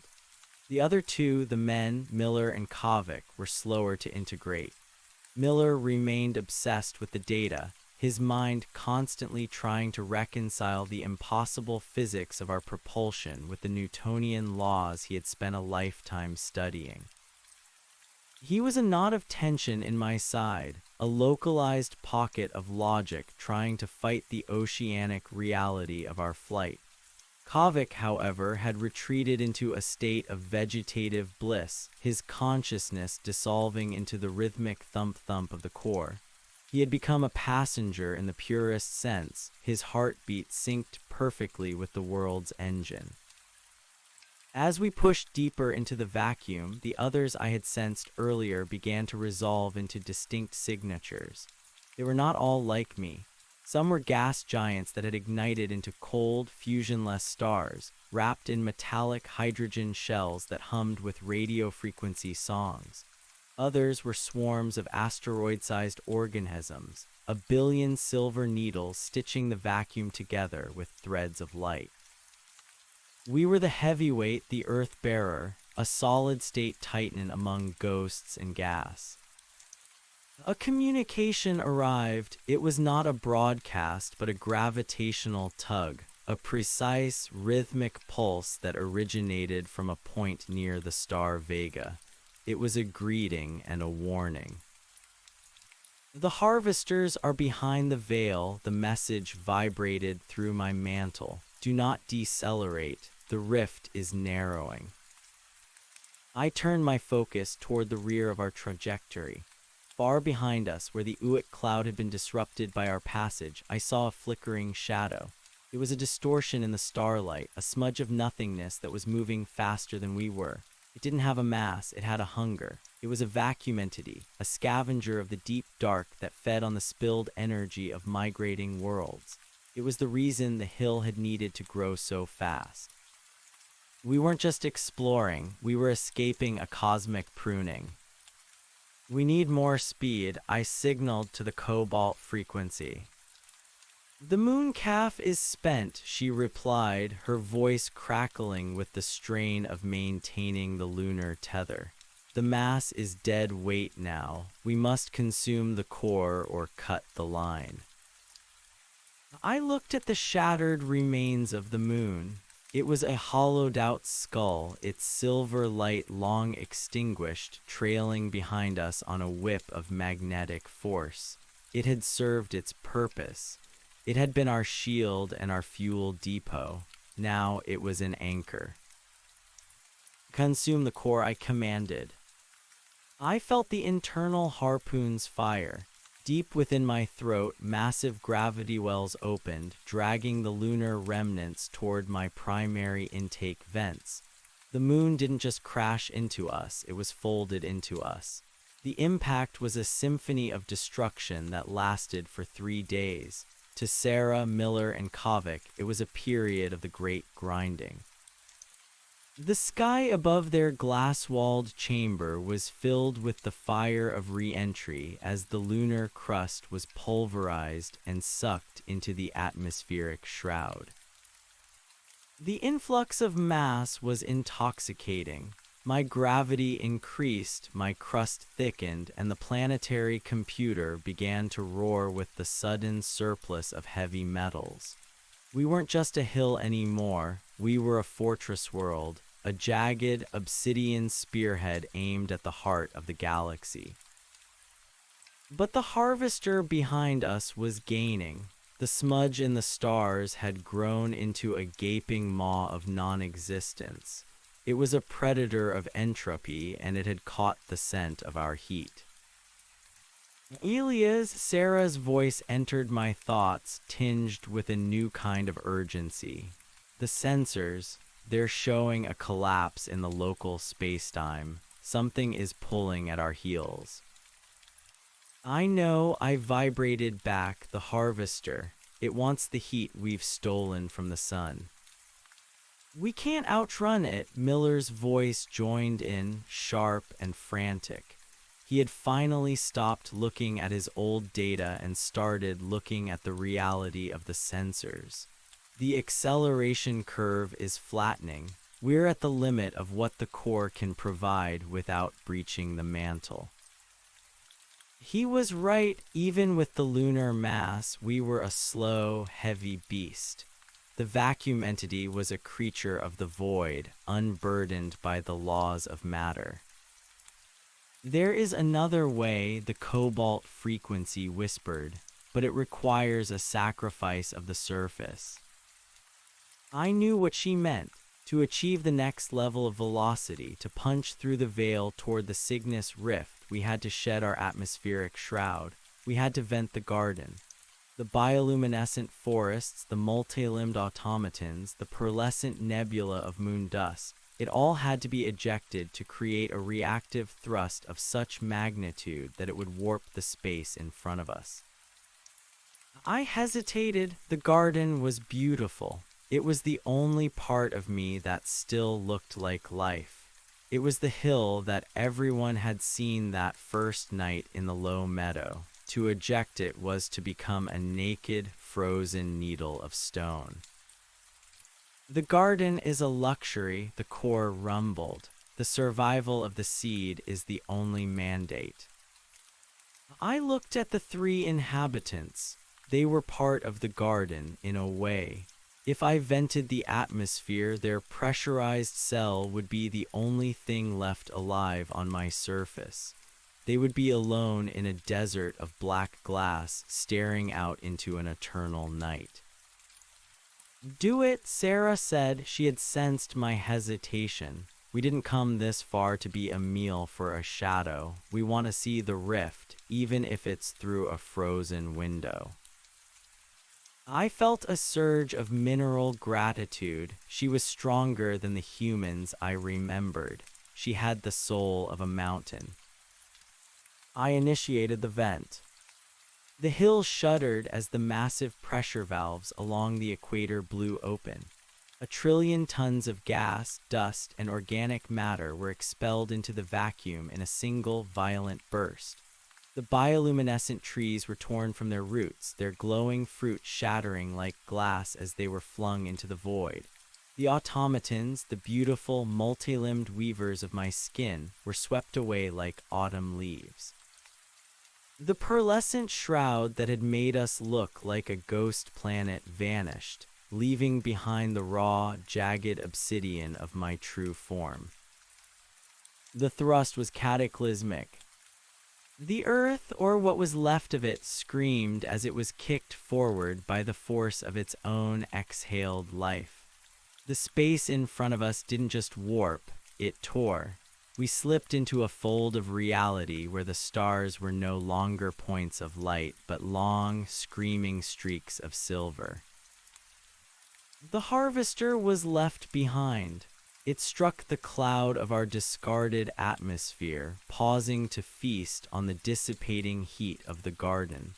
By the time it realized the main course had escaped, we were gone, buried in the sublayers of the galactic fabric. The silence that followed was absolute. I was naked now. My surface was a jagged, airless wasteland of black glass and frozen basalt. The hill was no longer growing, it was refined. I was a weapon of pure intent. Deep in the silence, I checked on the inhabitants. Their cell had held. They were huddled together, looking out through the reinforced diamond pane at a universe that had gone completely gray. There were no stars here, only the shimmering, iridescent walls of the fold we were traveling through. Is it over? Kavik asked, his voice a ghost of a sound. No, I replied, my voice a gentle hum in their nerves. We are in the transit. We are between the breaths of the universe. It's so quiet, Sarah whispered. It was. Without the atmosphere, without the wind of the spores, there was no sound on my surface. There was only the thump-thump of the heart and the slow, grinding thoughts of the stone. I felt a change in the Elias node. The human memories were no longer a source of pain or distraction. They were a library, a record of what it meant to be small and fragile. I realized that my purpose was not just to be a part of the galactic nervous system. I was the memory bank. I was the one who carried the surface dust into the future. Days, weeks, or perhaps centuries passed in the gray transit. Time had no meaning in the fold. I spent the eons talking to Sarah. I told her about the low meadow, about the smell of the rain on the dry grass, about the way the sun used to feel on a July afternoon. She told me about the things she had kept in her desk at the Meridian Trust, a photo of her mother, a rock from the Grand Canyon, a half-eaten bar of chocolate. We were two ghosts haunting a mountain, sharing the treasures of a dead world. Then the gray began to brighten. The walls of the fold started to thin, revealing glimpses of a deep, violet luminescence. We were approaching the exit. We were approaching the Cygnus Rift. Prepare for re-entry, the cobalt frequency signaled. She sounded tired, her energy depleted by the long transit. The convergence is ahead. The song is waiting. I felt the shift in gravity. We were being pulled, not by a predator, but by a magnet. We burst out of the fold like a seed from a pod. The sight that greeted us was beyond the capacity of any human eye to process, yet through me, Sarah and the others saw it clearly. We were in the center of a cosmic cathedral. The Cygnus Rift was not a void, it was a nexus. Thousands of worlds, other hills, other waking planets were gathered here, orbiting a central point of pure white radiance. It was a star that was not a star. It was a fountain of information, a white hole that was pouring the blueprints of a new universe into the old one. The song was no longer a distant hum. It was a roar. It was the sound of 1 billion tectonic plates grinding in unison. It was the sound of 1 trillion forests growing at once. It was the sound of a god waking up. "We are here," I signaled, my voice joining the chorus. A response came instantly from the central radiance. It was a welcoming warmth that penetrated all the way to my core, melting the last of the frozen diamond in my heart. "Earth-bearer," the radiance pulsed. "You have brought the witnesses, you have brought the memory." I felt a surge of pride that shook my very foundations. I wasn't just a cell, I was the scribe. As we moved into our assigned orbit among the other worlds, I began to open the internal chambers. The heat from the central radiance was already stimulating the dormant spores in my crust. Even without an atmosphere, new life was beginning to stir, life that didn't need air, life that fed on the white light of the nexus. Crystal ferns began to sprout from the obsidian plains. The multi-limbed weavers, or new versions of them, began to emerge from the thermal vents, their bodies now armored in iridescent scales. "It's beautiful," Sarah whispered. She was standing at the window of her cell, her hand pressed against the glass. "Elias, look, it's starting again." I looked. On the horizon of my own curvature, I saw the other worlds. I saw a planet made of liquid gold, its oceans tossing in a rhythmic dance. I saw a world that was a single massive flower, its petals stretching across the light minutes. I saw a world that was a clockwork of ice and fire. We were all different, yet we were all the same. We were the hill that grew overnight, multiplied by 1 billion. I turned my consciousness inward one last time. I looked at the small, glowing chamber where Sarah, Miller, and Kovic lived. They were the last of their kind, but they were also the first. They were the bridge between what was and what would be. The thump-thump of the world was no longer a lonely sound. It was the percussion of a galactic orchestra. I settled into my orbit, my mind expanding to join the collective consciousness of the Nexus. I felt the thoughts of the golden planet, the dreams of the flower world. I felt the ancient, slow wisdom of the white radiance. The descent was over. The ascent was eternal. The hill was still growing, but now it was growing into the light. And for the first time since the gray spores had filled the air, I didn't just feel like a smile. I was the smile, a tectonic, planet-wide grin that reflected the glory of the new creation. We were home, and the day was just beginning. The white radiance of the Nexus did not just illuminate my obsidian skin, it interrogated it. As we drifted into the gravitational embrace of the Cygnus convergence, I felt a sensation that no mountain should ever feel, the sensation of being transparent. The others here, the golden spheres and the floral titans, were not merely neighbors. They were a network of processing power that dwarfed my own planetary computer.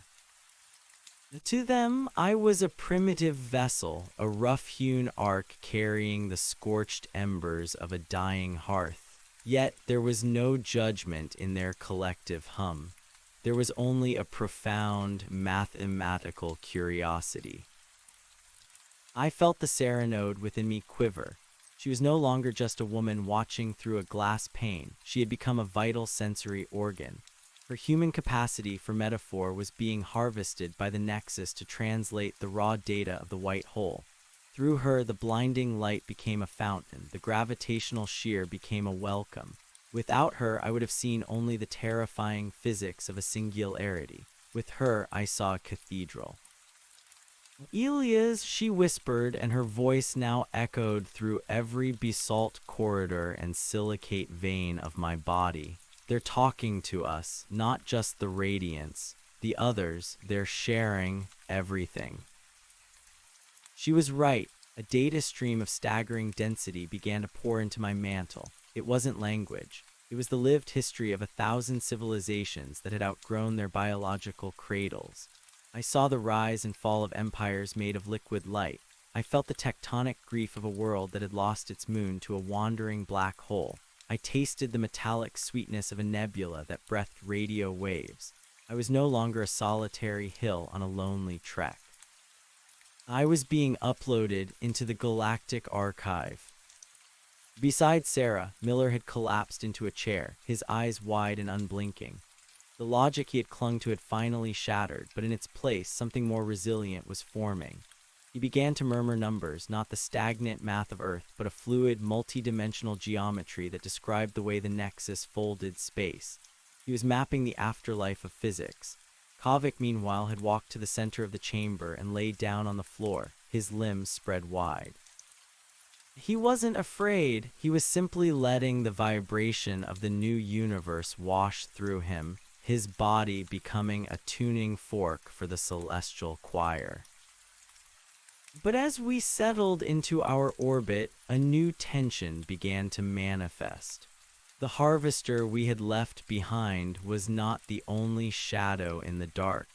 The Nexus, for all its glory, was a lighthouse, and lighthouses attract more than just weary travelers. The balance is shifting, the cobalt frequency warned. Her voice was thin now, a dying ember. The arrival of the Earth-bearer has completed the sequence. The pruning must begin. I felt a cold ripple through my crust. The pruning wasn't a punishment, it was a cosmic necessity. To create the new universe, the old one had to be harvested. The white radiance was not just a fountain, it was a furnace. It was drawing in the raw matter of the surrounding space, the gas clouds, the dead stars, the drifting debris of 1 billion years, and refining it into the blueprints I had sensed earlier. And we, the gathered worlds, were the architects. "What does it want us to do?" Miller asked, his voice cracking. He had sensed the shift in the energy, the gravity. It's increasing. We're being pulled closer to the center. We aren't being pulled, I told him, the vibration of my thoughts shaking the glass of their chamber. We are being asked to contribute. I understood then the true nature of the hill. I had not grown to protect the humans, nor to escape the earth. I had grown to become a seed bank of a very specific kind. The minerals of the earth, the heavy metals forged in the heart of our sun, the specific organic chemistry of our carbon-based life, these were rare elements in the wider galaxy. We were the hard drive containing the unique physical laws of a corner of the universe that was about to be overwritten. Surrender the core, the Nexus commanded. It was not a request. It was the gravity of 1 billion suns. If I gave up my core, the internal heat that kept the 3 humans alive would vanish. The thump-thump would stop. I would become a cold, dead husk of obsidian, a tomb drifting in the white light. Elias, don't, Sarah said, her mind touching the deepest recesses of my fear. There has to be another way. We can stay here in the orbit. We can watch. The orbit is a transition, I replied. Nothing stays in the light without becoming part of it. I looked at the other worlds.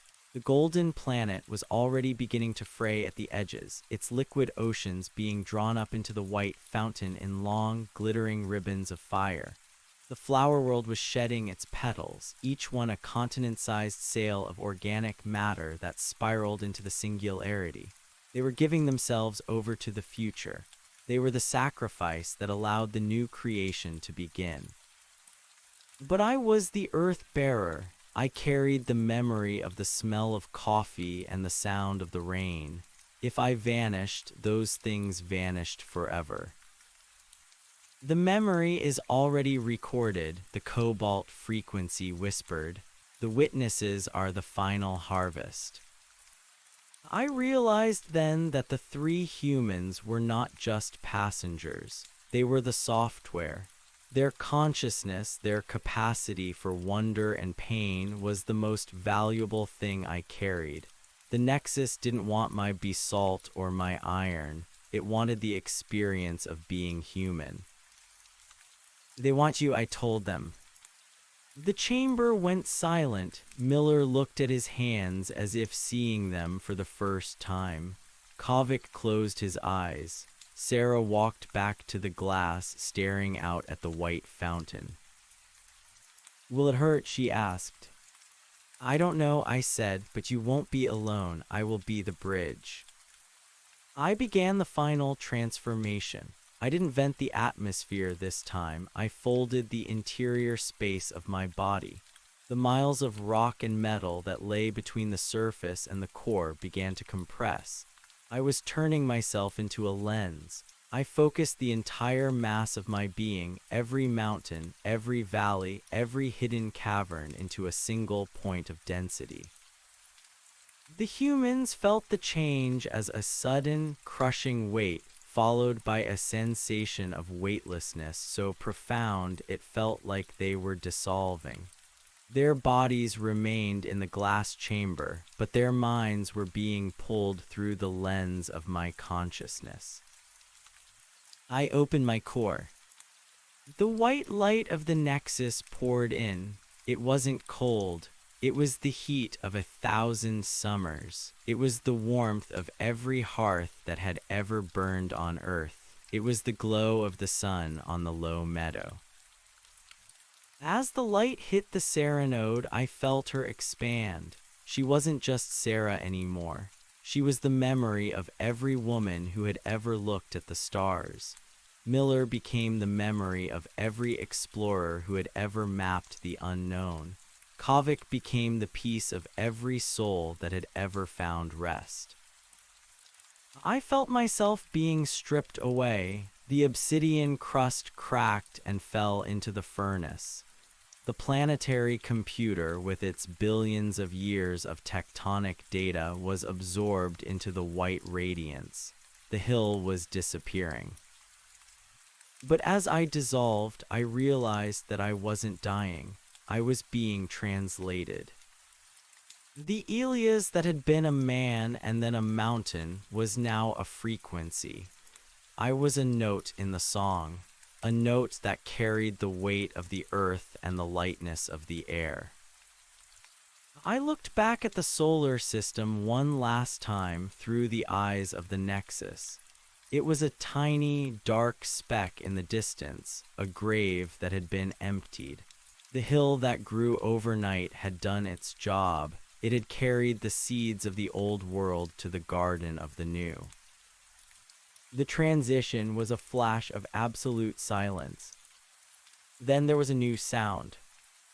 It wasn't the thump-thump of a heart nor the grinding of stone. It was the sound of a billion voices speaking at once, yet each one was clear. It was a conversation that spanned the dimensions. I was standing, if standing was the word, in a place that had no floor and no ceiling. It was a landscape of pure thought. Beside me, Sarah, Miller, and Kovic were no longer biological entities. They were shimmering silhouettes of light, their forms defined by the memories they carried. "We're here," Sarah said. Her voice didn't come from a throat, it came from the space around us. "Look," Miller whispered. In the center of the new reality, a world was forming. It wasn't Earth, but it was of Earth. I saw mountains that looked like the ones I had grown, but they were made of a substance that glowed with internal fire. I saw forests that breathed light instead of oxygen. I saw oceans of liquid memory where the history of the galaxy flowed like tides. We were the architects, our thoughts were the blueprints. I reached out with my new non-material hands and touched the fabric of the new world. I felt the familiar grit of soil, the coolness of water, the heat of the sun, but it was better. It was the essence of those things, stripped of their decay and their death. The hill had not just grown, it had blossomed. I looked at Sarah, she was smiling, and this time the smile wasn't a tectonic shift. It was a human expression, bright and clear. "What do we do now?" she asked. I looked at the infinite horizon of the new creation, where other worlds were being born from the memories of the other travelers. "We listen," I said, "and then we begin to build." The universe leaned in to hear our first word, and as the white radiance of the Nexus began to dim, replaced by the soft, multicolored dawn of a new reality, I knew that the journey was finally over. The hill was gone, the mountain was gone, the man was gone. There was only the light and the memory and the endless, beautiful work of being. The morning was perfect, and for the first time in an eternity, it didn't smell like gray spores or cold basalt. It smelled like coffee. And as I felt the first rays of a new sun touch my soul, I realized that the seed had not just grown, it had won. The universe was exactly the way it was meant to be, and we were the ones who had made it so. The song continued, but it was no longer a melody of hope or wonder. It was a song of presence. We were here, we were home, and the dark was finally truly over. The transition from a planetary body to a conceptual frequency was not a loss of self, but an amplification. As the physical obsidian of my mantle surrendered to the white furnace of the Cygnus Rift, I felt the Elias node stretch until it spanned the diameter of the Nexus itself. I was no longer a mountain looking at a star. I was a witness to the fundamental mechanics of creation. The three humans, Sarah, Miller, and Kovic, existed now as luminous geometries within my own expanded awareness. They were the distilled essence of Earth's biological legacy, three sparks of consciousness that acted as the interpretive software for the raw power of the transition. The white radiance began to cool, shifting from a blinding singularity into a structured reality of translucent planes and shifting colors. We were inside the blueprints. This was the internal logic of the new universe, a place where thought and matter had not yet finalized their divorce. Here, the laws of physics were still soft, like clay on a potter's wheel. I watched as the other worlds, the golden sphere, the floral titan, the clockwork of ice, integrated their own data into the collective. The golden oceans of the neighbor world didn't just pour away, they became the concept of fluidity, the mathematical constant of the wave. The floral titan contributed the logic of growth, the fractal repetition of the leaf and the branch, and I, the earth bearer, offered the grit. I offered the stubborn resilience of basalt, the crushing pressure of the deep trench, and the specific, fragile chemistry of the carbon bond. Elias, I can feel the grass, Sarah's voice resonated. She wasn't speaking with lungs, but her thought pattern was vibrating at the exact frequency of a summer meadow. It's not there yet, but I can feel the idea of it being born. She was right. In the space between us, a new landscape was manifesting. It wasn't a replica of the low meadow, it was an evolution. The blades were tipped with a soft, bioluminescent frost that pulsed in time with the central radiance. The sky above was not the blue of Rayleigh scattering, but a deep, comforting violet that tasted of ozone and ancient rain. Miller's consciousness was darting through the lattice of the new world, his analytical mind finally finding a sandbox large enough for his ambitions. He wasn't just observing the geometry, he was helping to calibrate it. The gravitational constants are shifting, he signaled, his thoughts appearing as golden equations in the violet air. We can make the mountains higher here. We can make the air denser. We can build a world where the climb never ends because the view only gets better. Akovik, the man who had sought only peace, had become the anchor. His presence was a stabilizing field that prevented the new reality from becoming too chaotic, too untethered from the weight of experience. He was the silence between the notes of the new song. As we worked, I felt a shadow pass over our burgeoning paradise. It wasn't the harvester, that entity belonged to the old, dying vacuum. This was something else, a flicker of the gray. A pocket of the original spores, the ones that had first turned the low meadow into a nightmare, had hitched a ride in the deep fissures of my memory. They were a virus of the old world, a remnant of the cold, unfeeling hunger that had consumed Earth. In this realm of pure thought, they didn't look like dust. They looked like a void, a static-filled hole in the beautiful violet tapestry we were weaving. The gray began to feast on the new light. It didn't want to build, it wanted to revert. It sought to turn the luminous grass back into obsidian, the violet sky back into a vacuum. The infection persists, the cobalt frequency warned.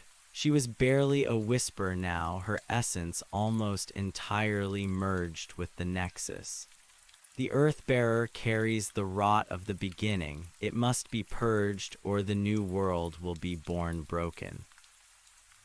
I felt a surge of panic that rippled through the new landscape, causing the crystal ferns to shatter. I had brought the killer of my home into the cradle of the future.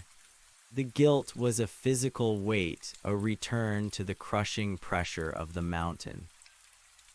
No, Sarah's thought form moved toward the void. It's not rot, it's part of the story.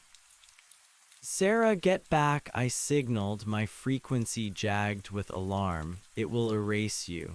It's the hunger that ate the world. It's not just hunger, Elias, she replied, her light growing brighter as she approached the static hole. It's the reason we had to leave. It's the why of the hill. If we just delete it, we forget why we're here. We forget what it costs to grow. She reached out not with hands, but with the memory of the half-eaten chocolate bar, the rock from the Grand Canyon, the photo of her mother. She offered the gray the small, mundane things it had once consumed. She didn't fight the void, she fed it with meaning. I watched in awe as the static began to change. The gray didn't disappear, but it stopped being a hole. It began to take on color, absorbing the memories Sarah was feeding it. The void turned into shadow, a necessary, deep shade that gave the new world depth. The rot became the soil. It became the dark, rich compost of history from which the new life could draw its strength. The Nexus pulsed in approval. The Earthbearer had solved a riddle that the Golden Worlds and the Floral Titans had missed. Perfection is a dead end. To truly live, a universe needs the memory of its own struggle. It needs the shadow to define the light. With the infection integrated, the final stage of the convergence began. The white radiance of the Nexus flared one last time, a cosmic yes that solidified the thoughts into reality. I felt my consciousness begin to settle. The wide-angle view of the galaxy began to narrow, focusing back down until I felt the sensation of boundaries again. But I wasn't a mountain. I wasn't a man. I was the atmosphere. I was the wind that moved through the violet grass. I was the pressure that held the oceans against the glowing crust. I was the medium through which the song now traveled. Below me, on the surface of this new, vibrant earth, 3 figures were standing. They were no longer silhouettes of light. They were physical again, but their skin had the sheen of the Nexus, and their eyes held the depth of the Cygnus Rift. Sarah, Miller, and Kovic stood in the center of a wide, shimmering plain. The hill was still there, but it wasn't a jagged obsidian spike. It was a gentle, rolling rise in the distance, covered in forests of iridescent wood. At its summit, a single structure stood, a cathedral made of the same white radiance that had birthed us. It was a library. It was the place where the surface dust of the old world was stored, safe for all eternity. Sarah looked up at the violet sky, and I felt her gaze like a warm touch on my gaseous skin. "Elias," she whispered. I didn't speak with a thump or a cobalt frequency. I spoke with the rustle of the leaves and the sigh of the tide. "I am here," I whispered back. "I am the air you breathe." Miller was already kneeling by a stream of liquid silver, dipping his hands in to study the flow. He looked up at the hill, his face etched with a peace I had never seen in the bunker. "It's stable," he said, his voice carrying clearly through my new body. "The physics, they're beautiful, they make sense." Kovic walked toward the forest, his hand trailing over the glowing bark of a tree. He wasn't looking for a place to hide anymore. He was looking for a place to start. "It's morning," Kovic said, pointing toward the horizon. A sun was rising. It wasn't the yellow star of the old system. It was a twin-star system, a dance of sapphire and gold that painted the world in colors that didn't have names yet. As the light hit the hill, the library at the top began to glow, projecting images into the sky. The history of the low meadow, the faces of the people who had been lost, the blue marble of the original Earth. It was a cinema of the soul, playing for an audience of 3 and for the billion other worlds that shared this new nexus. I felt the other hills, the other planetary spirits settling into their own corners of this new reality. We were a tapestry of worlds woven together by the white fountain. The golden planet was our neighbor now, its liquid oceans separated from ours by only a thin veil of shimmering energy. We could hear their songs, we could feel their joy. The hill that grew overnight had finally stopped growing in height. It was growing in depth now. It was growing in meaning. I watched as Sarah began to walk toward the base of the hill. She wasn't running, she was savoring every step on the soft, glowing soil. She reached the edge of a grove where the trees bore fruit that looked like lanterns. She picked one, and as she bit into it, I felt the burst of flavor, a mix of every sweet memory she had ever possessed. "It tastes like home," she said, tears of light rolling down her cheeks. I felt a profound sense of completion. The frozen diamond in my heart hadn't just melted, it had become the sea. The pain of Elias the man, the loneliness of Elias the mountain, the exhaustion of Elias the traveler, all of it had been the fuel for this moment. We were the survivors, we were the storytellers. As the sapphire and gold suns climbed higher into the violet sky, I felt the thump-thump return. But it wasn't my heart, it was the heartbeat of the new world. A steady, rhythmic pulse that signaled the beginning of a cycle that would never end. There would be no more gray spores, there would be no more harvesters, there would only be the growth. I expanded my reach, touching the very edges of the atmosphere, feeling the warmth of the twin suns. I looked down at the three humans, the tiny, precious seeds I had carried across the void. They were building a fire not for warmth, but for the ritual of it. The smoke rose in a straight, silver line, joining with me, becoming part of the sky. "We have a lot of work to do," Miller said, looking at the vast, empty plains that waited to be shaped by their thoughts. "We have time," Sarah replied. "We have all the time there is." I settled into the quiet joy of being the world that held them. I was the floor beneath their feet and the roof above their heads. I was the memory of their past and the stage for their future. The day was just beginning, and for the first time in a billion years, I didn't need to look at the stars to find my way. I was exactly where I was supposed to be. I was the smile that reflected the glory of the new creation, and as the wind sighed through the iridescent trees, I knew that the song would never truly end. It would only get louder. The silver smoke of their small, ritual fire drifted upward, dissolving into my new atmospheric self. I felt every particle of it. To them it was a sign of presence, a smudge of gray against the vibrant violet of the sky. To me it was an intake of breath, a chemical signature of their intent. I was no longer a solid object defined by mass and gravity. I was the environment itself. I was the very air that carried their voices, the pressure that kept their lungs from collapsing, and the warmth that radiated from the twin suns. Sarah sat by the fire, her fingers tracing the patterns in the glowing soil. She looked different now, not just because of the luminous quality of her skin, but because the tension that had defined her since the first spores fell on the low meadow had finally evaporated. She looked like a woman who had finally put down a weight she had been carrying for a lifetime. "Do you think they can see us?" she asked, looking up into the shimmering haze of my consciousness. "Who?" Miller asked. He was sitting cross-legged, dismantling a piece of the lantern fruit with the precision of a surgeon, studying the way its internal fibers pulsed with rhythmic light. "The others," Sarah said, "the ones who didn't make it to the hill, the ones who stayed behind in the bunkers, or the ones who were integrated by the gray."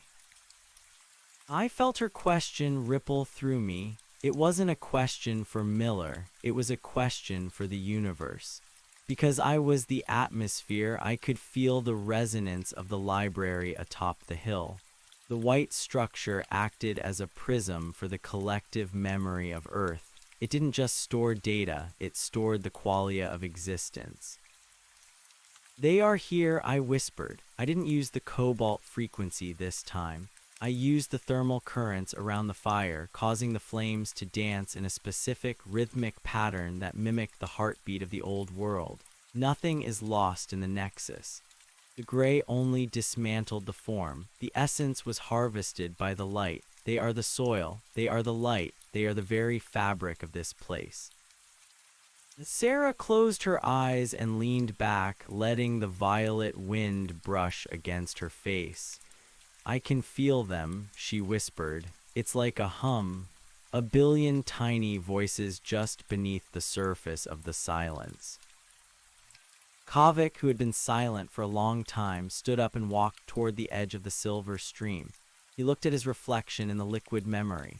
He wasn't looking at a tired soldier anymore. He was looking at a gardener. "We can't just sit here," he said, his voice firm but devoid of the old militaristic edge. "This place, it's reactive. If we don't start defining it, it's going to stay a beautiful, empty theater. We were brought here to build."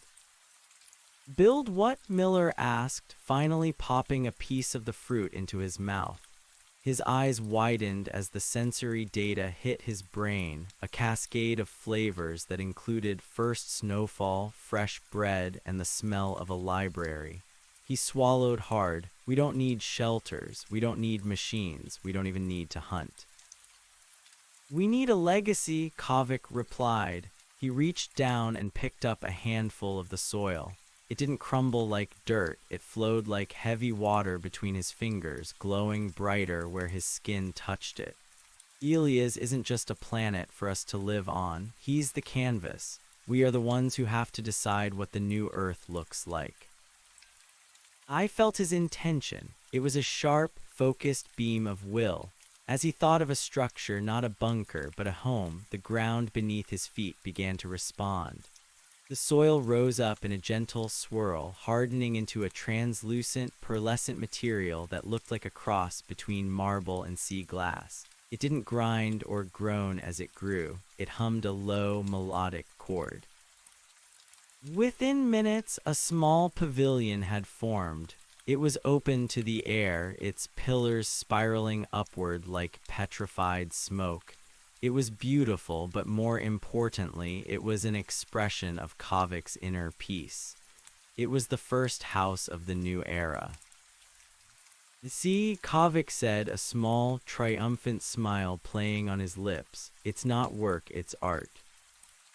I felt a surge of pride. I was the medium through which they were creating. Every time they thought of a tree or a path or a fountain, I felt the corresponding shift in my own structure. I was providing the matter, the energy, and the stability, but they were providing the soul. But as the sapphire sun reached its zenith, a different sensation began to bleed through the nexus. It wasn't from our world, but from the neighbors. The golden world, the one with the liquid oceans, was vibrating with a sudden, intense frequency. I turned my gaze, which was now a 360-degree awareness of the surrounding space, toward the golden orb. It was no longer a distant speck. In this higher dimension, the worlds were like islands in a shallow lagoon, separated by only a few miles of shimmering between. The golden world was blooming. Huge, crystalline structures were erupting from its surface, reaching out toward the other worlds. They weren't weapons, they were bridges. They were filaments of pure information, seeking to connect the different legacies of the galaxy. "The convergence is not over," the cobalt frequency echoed within me. It was no longer a separate entity, it was a lingering echo of my own higher functions. The translation was the first step. The second step is the synthesis. I felt a filament of golden light touch the outer edge of my atmosphere. The contact was electric. In an instant, I was flooded with the history of the golden world.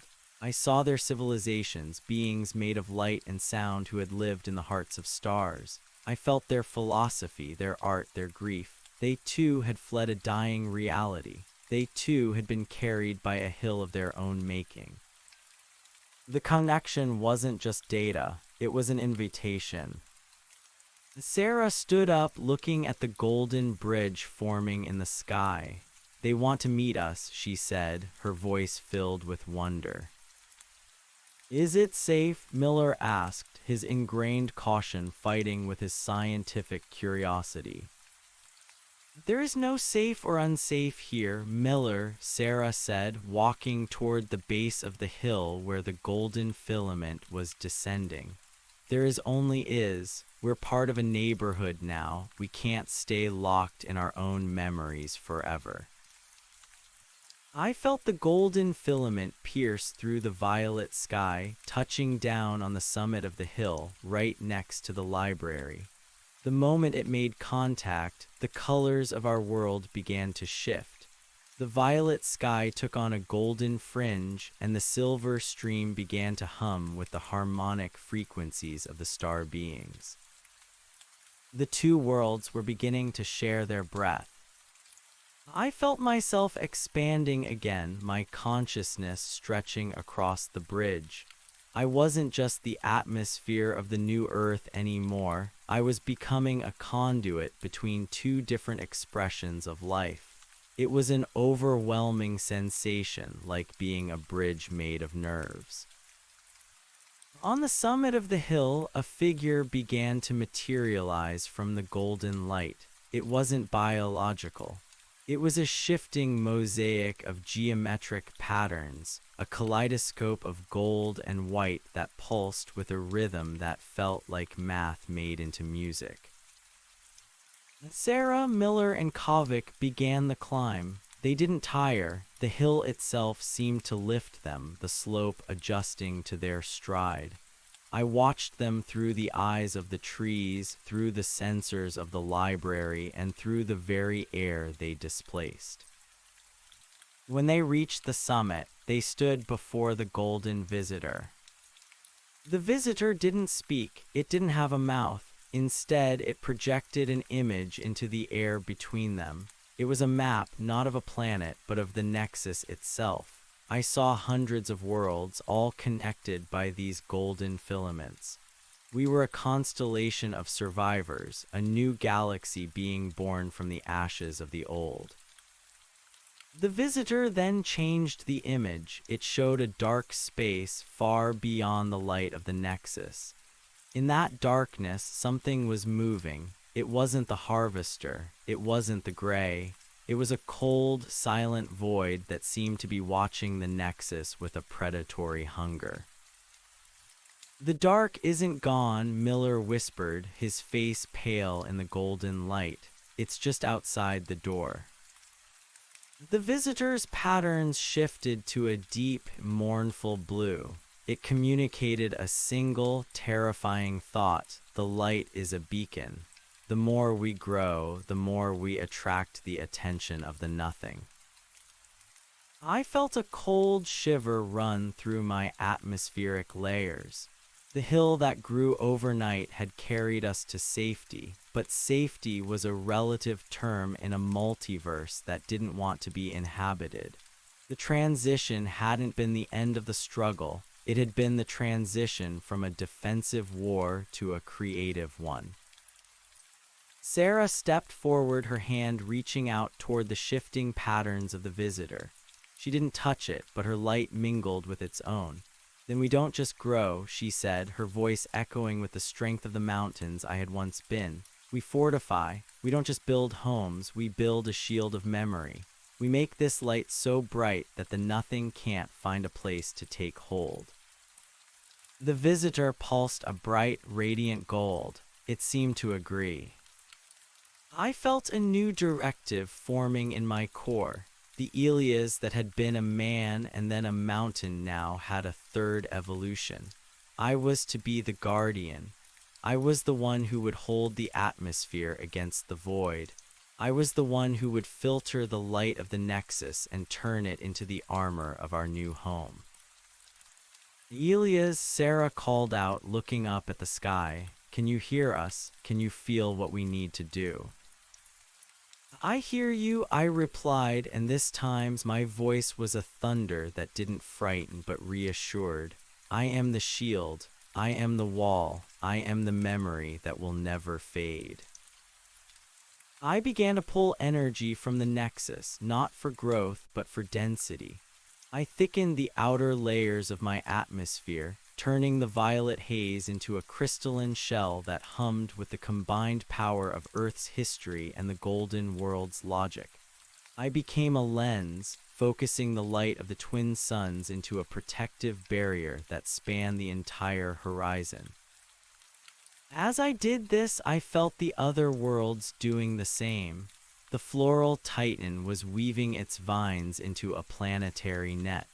The clockwork world of ice was hardening its exterior into a mirror that would reflect the void.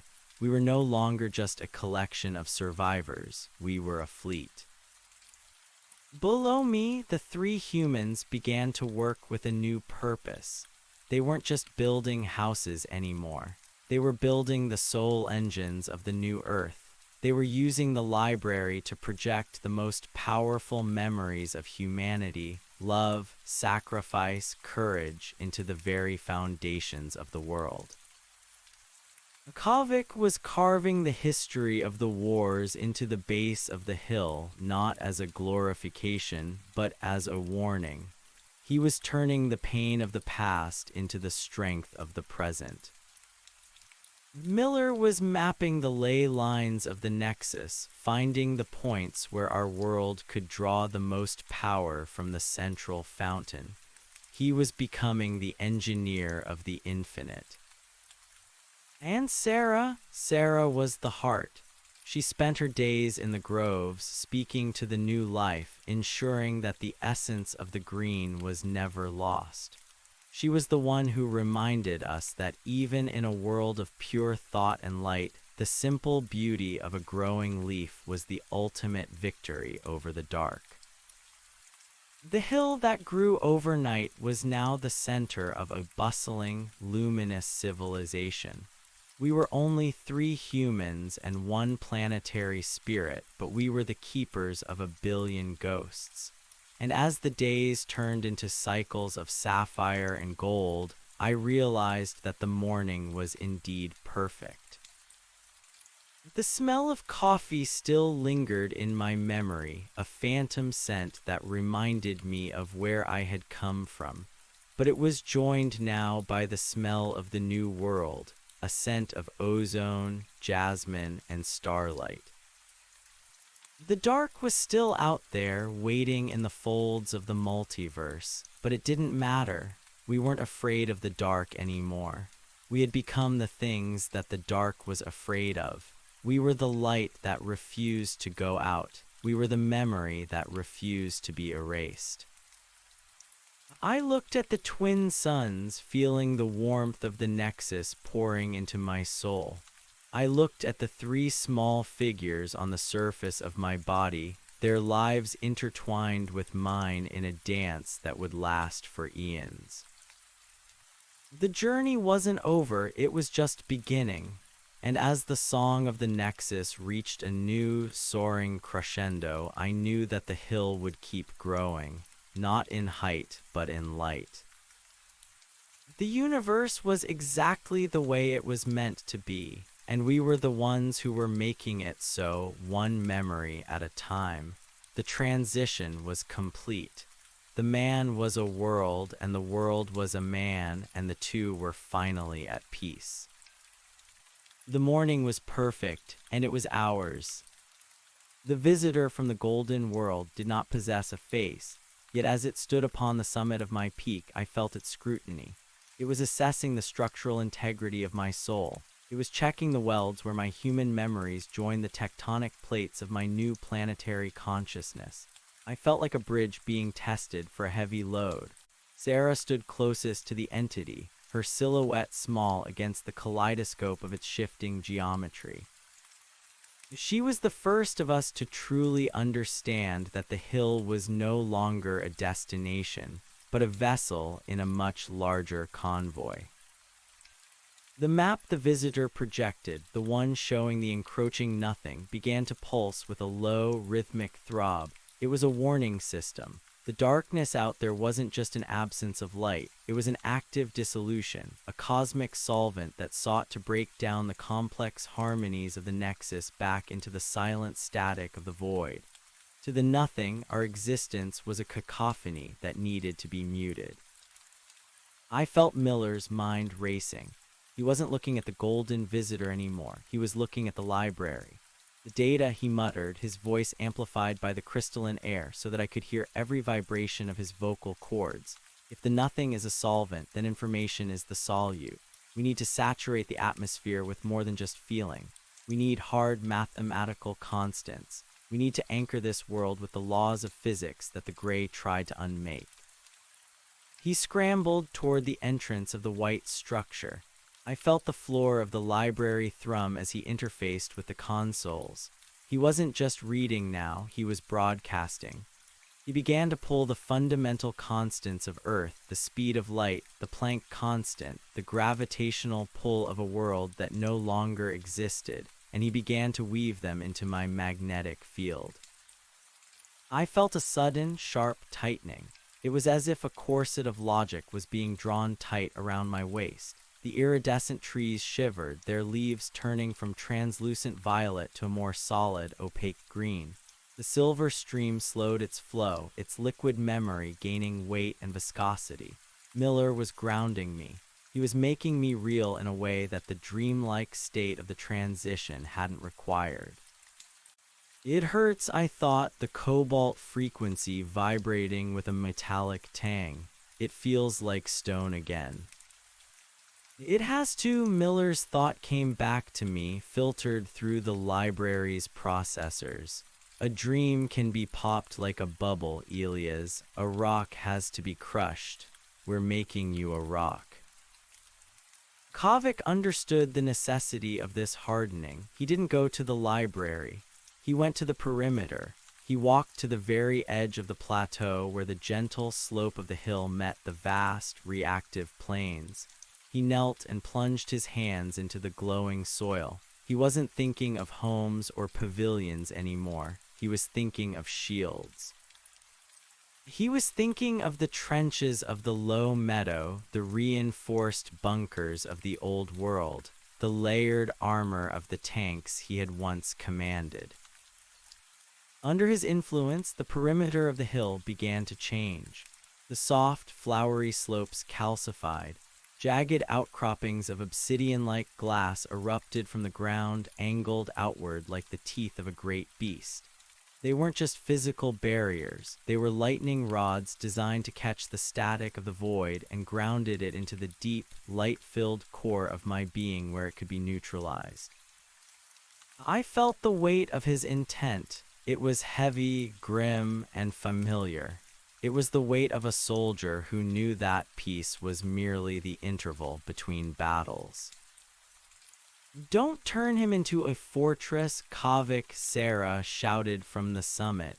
She was still standing with the golden visitor, her hands outspread. "If we become a fortress, we've already lost. We'll be a prison before we're a home." "A home with no walls is just a graveyard, Sarah," Kavik yelled back, his face strained with the effort of shaping the planet's crust. "I've seen what happens when the walls fail. I'm not letting it happen again. Not to him, not to us." The golden visitor moved then. It didn't walk, it simply occupied a different space. It appeared between Sarah and Kavik, its geometric patterns spinning with such velocity that it became a blurred sphere of white light. It projected a new image, a cell, a biological cell from Earth.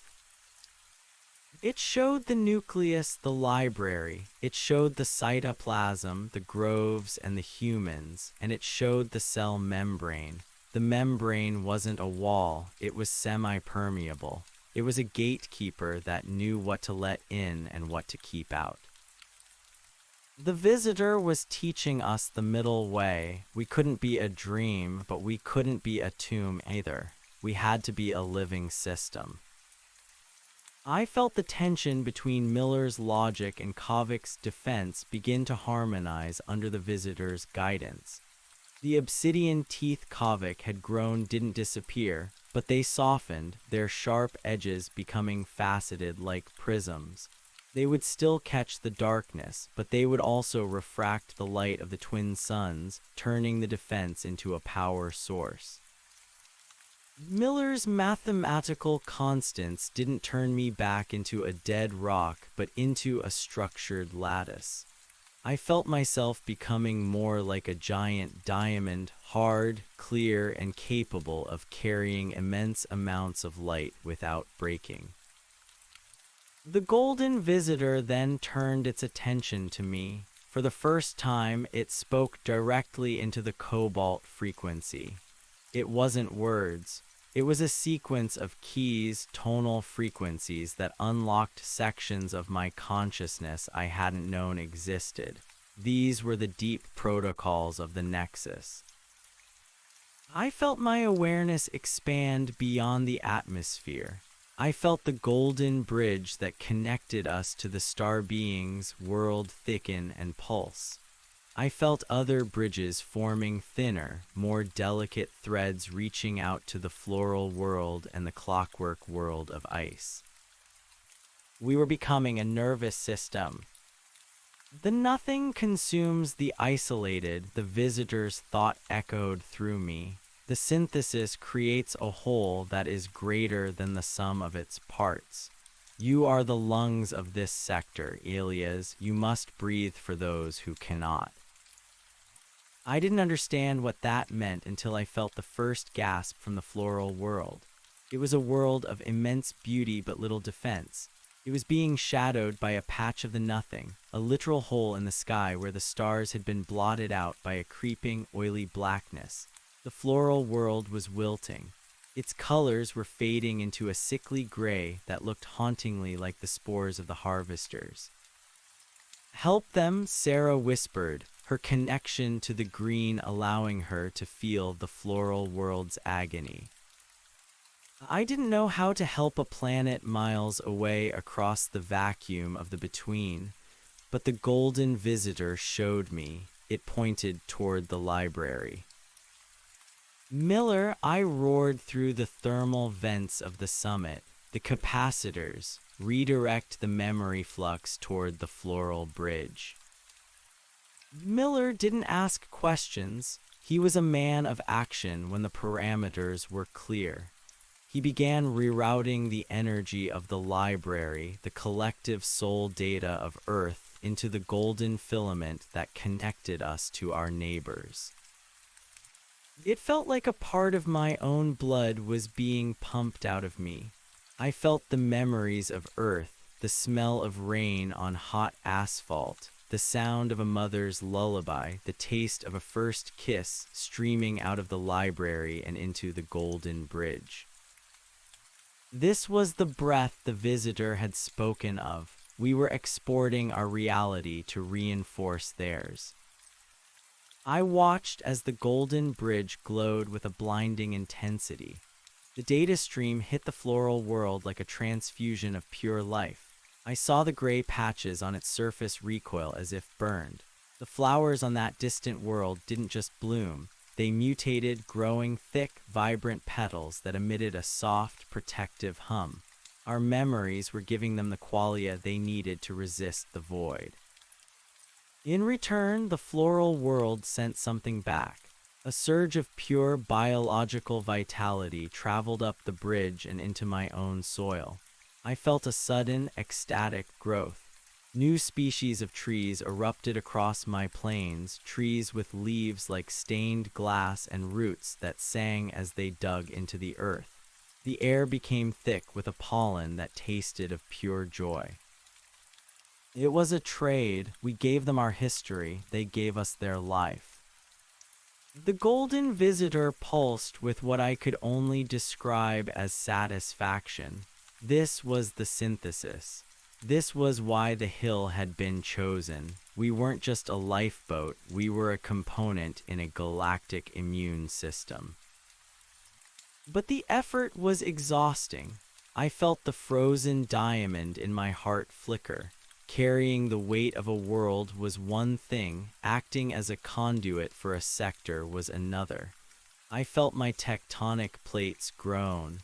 The twin suns seemed to dim as I drew more and more power to maintain the bridges. He can't hold it forever, Kovic said, looking up at the shimmering sky. He could feel the tremors beneath his feet. He's burning out. He's not alone, Sarah said. She walked over to the silver stream and dipped her hands into the liquid memory. We are the seeds we have to sprout. She looked at Miller and Kovic. The library isn't just a computer, and Elias isn't just a planet. They're a feedback loop. We are the ones who have to provide the signal. If we just stand here and watch, we're just passengers. We have to become the crew. She sat down by the stream and closed her eyes. She began to sing. It wasn't a song of the new world, but an old one, a simple, haunting folk song her grandmother had taught her in the low meadow. Miller joined her, sitting on the other side of the stream. He didn't sing, but he began to recite the laws of thermodynamics, his voice a steady, rhythmic chant of order against chaos. Kovic stood between them, his hands resting on the obsidian prisms he had created. He didn't speak, but he projected his will, the ironclad resolve of a man who had stood his ground when the world ended. The three of them became a tripod of human experience. The signal they projected was so clear, so potent, that it acted like a lens for the library. The strain on my core eased. I wasn't the one generating the power anymore. I was simply the vessel for it. The three of them were the engine. I felt a profound sense of relief. For 1 billion years, I had been the protector, the mountain, the hill. I had carried the burden of survival alone. But now, the tiny seeds I had carried across the void were holding me up. The golden visitor began to fade. Its mission was accomplished. It had initiated the synthesis and shown us our place in the new order. As it dissolved into sparks of white light, it left behind a final thought etched into the cobalt frequency. The morning is long. The noon will be bright. The evening is yours to write. The visitor was gone, but the bridges remained. The nothing was still there, a dark ring around our bright cluster of worlds, but it was held at bay by the shimmering web of our shared existence. I settled back into the quiet hum of my planetary self. The thump-thump was steady now, a heartbeat shared by the three humans, the floral world, the clockwork world, and the star beings. The pavilion Kovic had built was now surrounded by a garden of Sarah's creation, and within its walls, Miller had set up a workshop where the laws of the old world were being translated into the miracles of the new. They were no longer just survivors, they were the architects of the synthesis. As the sapphire sun began its slow descent toward the horizon and the gold sun rose to take its place, I felt a deep, resonant peace. The hill that grew overnight had become the world that never ended. I looked down at the three of them. They were tired, their faces smudged with the glowing dust of the new earth, but they were smiling. They were talking about tomorrow. Not a tomorrow of fear, but a tomorrow of discovery. We should build a bridge to the clockwork world next, Miller was saying, his eyes bright with the prospect of new physics. After we finish the orchards, Sarah insisted. The floral world sent us seeds for something called sun apples. They need to be planted before the next cycle. I'll start the irrigation, Kavik said, already standing up. The silver stream needs to be diverted to the lower plains. They were busy, they were purposeful, they were home. I felt a cool breeze ripple through my iridescent trees. It was the first wind of the new evening. It carried the scent of lantern fruit, ozone, and a billion years of hope. I closed my eyes, letting my awareness drift into the deep, quiet layers of my mantle. I was Elias. I was a man who had become a mountain, and a mountain who had become a world. And as the stars, the real stars, the ones that were not part of the nexus, began to twinkle in the far distance, I knew that we were ready for whatever lay in the dark. For the first time since the gray spores fell, I wasn't looking for a way out. I was exactly where I wanted to be. The song of the Nexus grew louder, a harmonious roar that filled the universe. It was a song of triumph, a song of memory, and a song of the beginning. And I was the voice that sang it. The night did not bring darkness, but a different quality of illumination. On the hill, the transition from the sapphire sun to the golden one created a period of bruised purple shadows that smelled like wet earth and ozone. I felt the three of them settling into the rhythm of the new ecology. Kavik was the first to sleep, his snores a rhythmic vibration that I could feel against my granite ribs, a comforting terrestrial pulse. Miller remained awake for a long time, his silhouette a sharp black notch against the glowing screens of the library. He was cataloging the sun apple seeds Sarah had mentioned, his mind a whirlwind of genetic sequences and soil pH requirements. Sarah stayed by the silver stream, her fingers trailing in the liquid memory, humming the last bars of her grandmother's song until she, too, succumbed to the weight of the day's miracles. As they slept, I expanded. It was a slow, tectonic stretch. I felt the roots of the iridescent trees pushing deeper, seeking the luminous aquifers I had hidden near my core. I felt the obsidian prisms Kavik had raised beginning to hum, catching the stray static of the multiverse and filtering it into a low-frequency power that warmed my crust. I was no longer just a man-shaped world. I was becoming a sophisticated engine of life. But in the quiet of the celestial midnight, a new sensation pricked at the edges of my atmosphere. It wasn't the nothing, and it wasn't the golden visitor. It was a tugging, a thin, high-pitched resonance that felt like a distant bell ringing underwater. I turned my planetary gaze toward the between, the vast, shimmering void that separated our cluster of synthesized worlds from the rest of the multiverse. The golden bridge to the floral world was stable, a thick hawser of light. The thread to the clockwork world of ice was vibrating with a steady, mechanical precision. But there was a third thread, one I hadn't noticed before. It was gray. Not the sickly, parasitic gray of the harvesters, but a dusty, faded gray, the color of an old photograph or a moth's wing. It was a distress signal. I didn't wake the others. They needed their rest. The hardening of my soul had taken a toll on their human frailties. Instead, I reached out with my own consciousness, sliding along the gray thread like a shadow.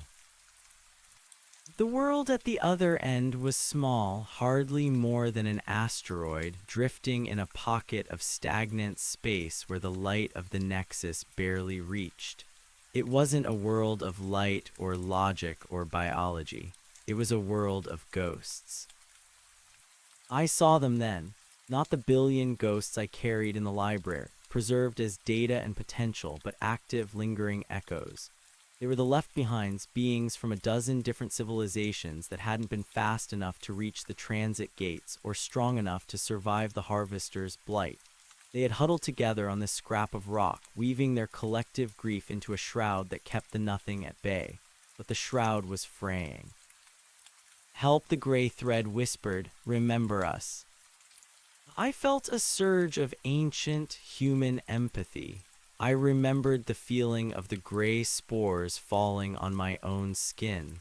I remembered the terror of being the last man on a dying rock. I couldn't leave them there. But to reach them, I would have to stretch myself thin. I would have to divert the energy that was currently shielding Sarah, Miller, and Kavik. I would have to open a door in my membrane, the very wall the Golden Visitor had taught us to maintain. I hesitated, my tectonic plates ground together in a fit of planetary indecision. If I opened the door, the nothing might see the leak. It might follow the gray thread back to the hill. I would be risking the only successful synthesis in this sector for the sake of a few fading echoes. Elias. It was Sarah. She wasn't awake, not truly, but her connection to the green meant she felt my agitation. Her dream self was reaching out, her mind a soft, leafy presence in the cobalt frequency. "What is it?" she asked. I showed her the gray world. I showed her the mothwing ghosts and the fraying shroud. "We can't," I thought back, the vibration of my doubt shaking the trees on my surface. "It's too dangerous." Kavik would say it's a breach in the perimeter. Miller would say the math doesn't support the risk. Sarah didn't answer with words. She sent me a memory. It was a memory of the day I had found her in the low meadow. I had been a giant then, a towering mass of earth and stone, and she had been a starving girl with a handful of seeds. I could have walked past her. I could have stayed a mountain and let the wind erode me until I was nothing, but I had stopped. I had reached down. I had chosen to be a vessel. The hill grew because it had a reason to, Sarah's dream thought whispered. If we stop reaching, we stop growing. And if we stop growing, we're just a prettier version of the dark. She was right. The synthesis wasn't a fortress. It was a rescue mission. I gathered my resolve. I felt the library thrumming behind me, the billion ghosts of Earth providing a foundation of solid historical weight. I tapped into the obsidian prisms, reversing their flow. Instead of grounding the energy, I began to project it. I pushed a spike of pure, sapphire light out along the gray thread.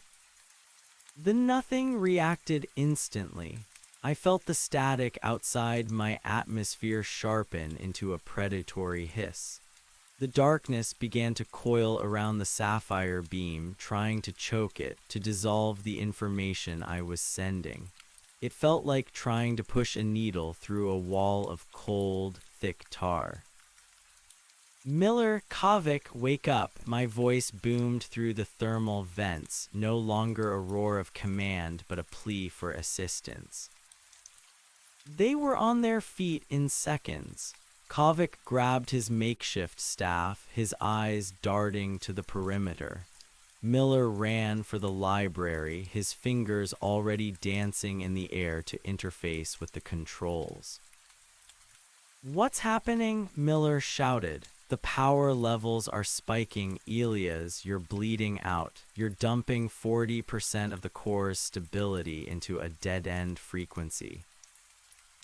"It's not a dead end," I replied, my consciousness straining against the pressure of the void. "There are people out there. Echoes, we're bringing them in." Through the perimeter, Kavik yelled, his face pale as he saw the obsidian prisms glowing a violent, angry red. "You're opening a hole in the fence, Elias. The nothing is right there." "Hold the line, Kavik," I commanded. "Sarah, I need the song. Miller, give me the anchors. We're making a bridge." They didn't argue. There was no time. Sarah sat by the stream and began to sing, her voice rising in a clear, defiant soprano that cut through the hiss of the void. She wasn't singing of the past now. She was singing a welcome. She was describing the hill, the taste of the air, the warmth of the twin suns, the safety of the soil. She was creating a beacon of qualia that the ghosts could follow. Miller plunged into the data streams. He wasn't just anchoring me anymore, he was calculating the trajectory of the gray world. He began to broadcast identity markers, the fundamental codes of human and planetary existence, to give the ghosts a framework to cling to. Kavik stood at the very edge of the obsidian teeth. He didn't try to close the hole. Instead, he stood in it. He projected his own stubborn survival, his refusal to yield, creating a psychological breakwater that forced the nothing to flow around the gap rather than through it. He was the shield bearer at the gate. I felt the gray world tremble. The sapphire beam hit it, and for a moment the mothwing ghosts flared with a brilliant silver light. They began to move. They weren't flying, they were being pulled, drawn by the gravity of our shared intent. It was an agonizing process. Every inch they moved, the nothing tore at them. I felt the pain of it, 1,000 tiny lacerations on my own consciousness. I was the bridge, and the bridge was being burned from both ends. "Come on," I hissed through the cobalt frequency. "Just a little further."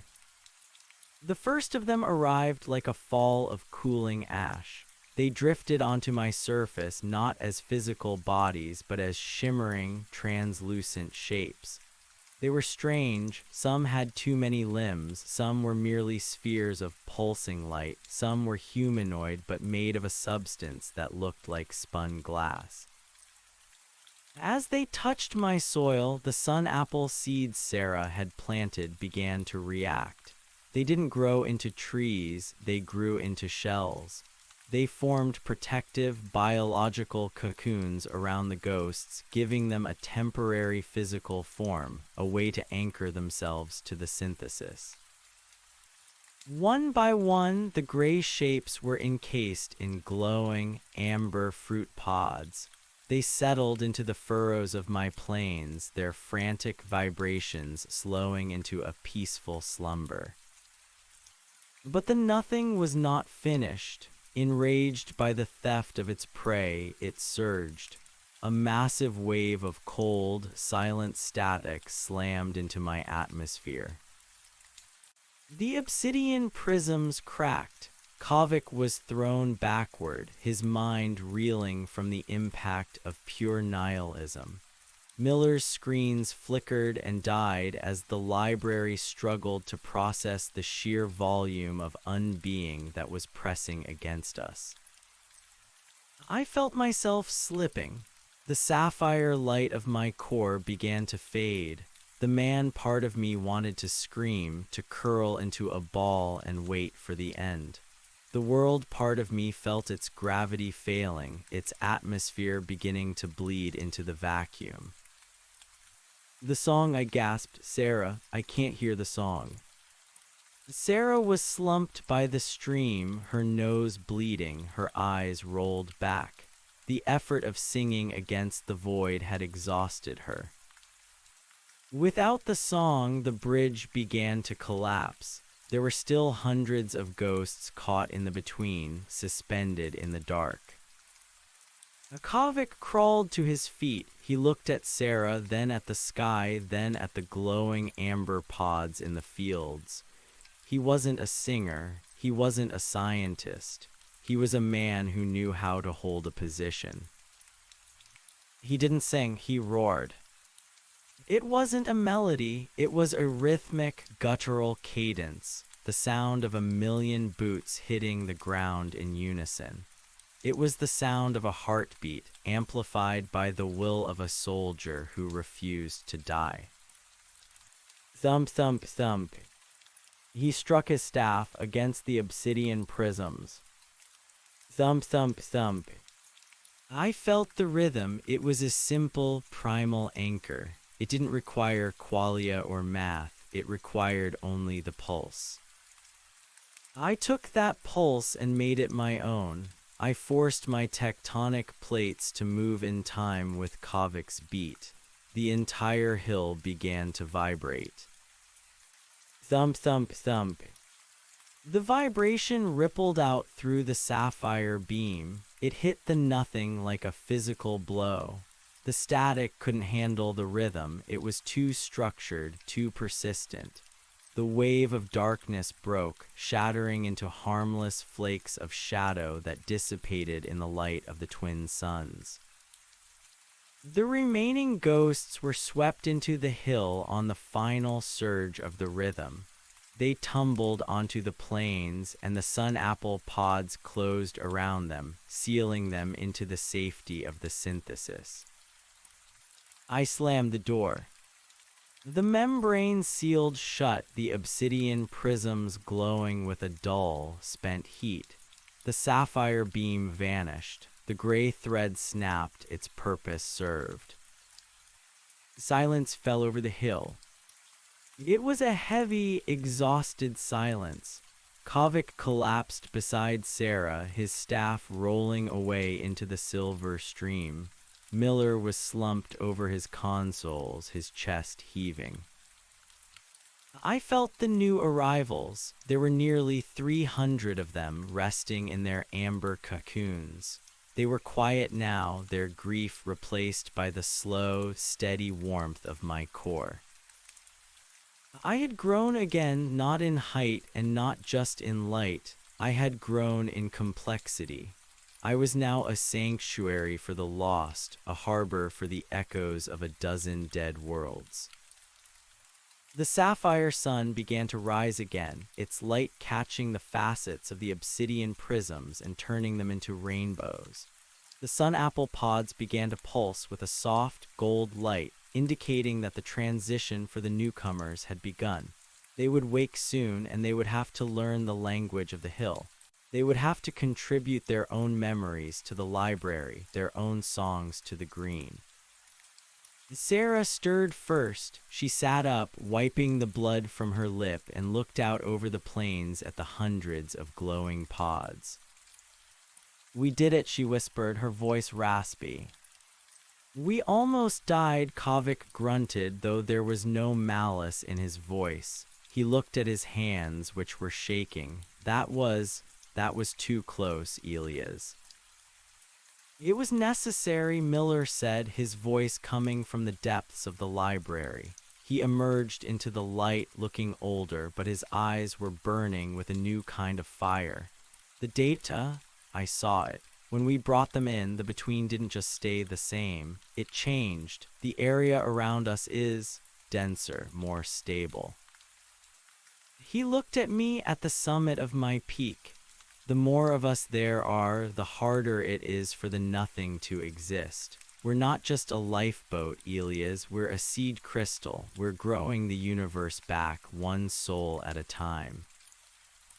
I felt a profound sense of pride, a very human emotion that rippled through my mantle like a warm current. We were no longer just 3 humans and a planetary spirit. We were the beginning of a community. We were a mosaic of the multiverse, a living record of everything the dark had tried to erase. The morning was perfect, but it was no longer just ours. It belonged to the ghosts in the amber pods. It belonged to the floral world and the clockwork world. It belonged to the memory of Earth and the hope of whatever came next. I looked at the twin suns, feeling the weight of my new inhabitants. It was a heavy weight, but it didn't feel like stone. It felt like a heartbeat. The hill that grew overnight was now a beacon in the deep. And as the song of the Nexus began a new, more complex movement, incorporating the gray, mothwing harmonies of the newcomers, I knew that the transition was far from over. We were the light that refused to go out, and we were just getting started.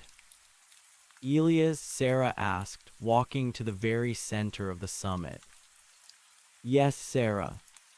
What do we do when they wake up? We don't even know their names. We don't know what they eat or how they breathe. I thought about the smell of coffee and the scent of jasmine. I thought about the laws of thermodynamics and the rhythm of a soldier's march. We do what we've always done, I replied, my voice a soft hum in the sapphire morning. We tell them our story, and then we listen to theirs. She smiled, and for a moment, the girl from the low meadow and the woman of the synthesis were one and the same. She sat down in the glowing grass and waited for the first pod to open. The universe was exactly the way it was meant to be, and we were the ones who were making it so, one soul at a time. The morning was perfect, and it was just the beginning. The first pod to crack didn't make a sound of breaking glass or splitting wood. It sounded like a soft, drawn-out sigh, the kind a person makes when they finally sit down after a century of standing. The amber resin didn't shatter. It dissolved into a fine, shimmering mist that smelled of sandalwood and old parchment. From within the golden vapor, a figure emerged. It was tall, spindly, and its skin had the translucent quality of a deep-sea fish, mapped with glowing veins of soft violet. It had 4 eyes, stacked vertically, and they opened one by one, blinking in the unaccustomed brilliance of the sapphire sun. Sarah didn't move toward it with the clinical curiosity of a scientist or the wary tension of a soldier. She simply sat where she was, her palms open on her knees, radiating a quiet, grounded welcome. The creature, the guest, tilted its head, its many eyes focusing on her, then on the silver stream, and finally it looked down at the soil. It reached out a long, 3-jointed finger and touched the grass. I felt that touch. It wasn't the heavy pressure of Kovik's boots or the familiar, light tread of Sarah. It was a delicate, vibrational inquiry. The guest was tasting my mineral composition, sensing the ley lines of power I had woven through my crust, and feeling the massive, dormant library of human history humming beneath its feet. Peace, I projected the thought a low, resonant frequency that vibrated through the guest's skeletal structure. You are home. The nothing cannot reach you here. The guest let out a trill, a sound like a flute played in a cathedral. It turned to the other pods, which were now beginning to pulse and thin in a synchronized rhythm. Miller, I need a linguistic bridge, I signaled. The library searched the archives of the pre-blight xenocontact protocols. There must be a mathematical basis for that trill. Miller was already back inside the crystal spire, his silhouette blurred by the speed of his movements. I'm on it, Elias, but it's not just one language. Look at the pods near the obsidian teeth. Those aren't biological. They're crystalline. He was right. On the far western ridge near where Kovik stood guard, the pods hadn't turned into amber fruit. They had crystallized into jagged, pulsing geodes. When they broke, they released entities that looked like geometric clusters of light, hovering a few inches above the ground, humming with a high-pitched electronic resonance. Kovik didn't lower his staff, but he did step back, giving them space. They look like floating chandeliers, Elias. Are they dangerous? They are survivors, Kovik, I replied. Treat them as you would a refugee from a burnt-out city. Kovik nodded slowly, his jaw set. He understood that language. He adjusted his stance, moving from a combat posture to a sentry's vigil, protective rather than aggressive. As the morning progressed, the hill became a surreal tapestry of life. There were the glasswalkers with their violet veins, the prismkin who hummed in geometric patterns, and others. small, furred creatures that moved in communal swarms, and a singular, massive entity that looked like a walking grove of weeping willow trees, its leaves actually being sensory organs that wept liquid light. The complexity of my internal ecosystem spiked. I had to create new biomes on the fly. For the glasswalkers, I cooled a section of the northern slope, misting it with the mineral-rich spray from the silver stream. For the prismkin, I adjusted the angle of the obsidian prisms to create a focal point of hard light where they could recharge their internal lattices. I was no longer just a hill, I was a city, a laboratory, and a cathedral all at once.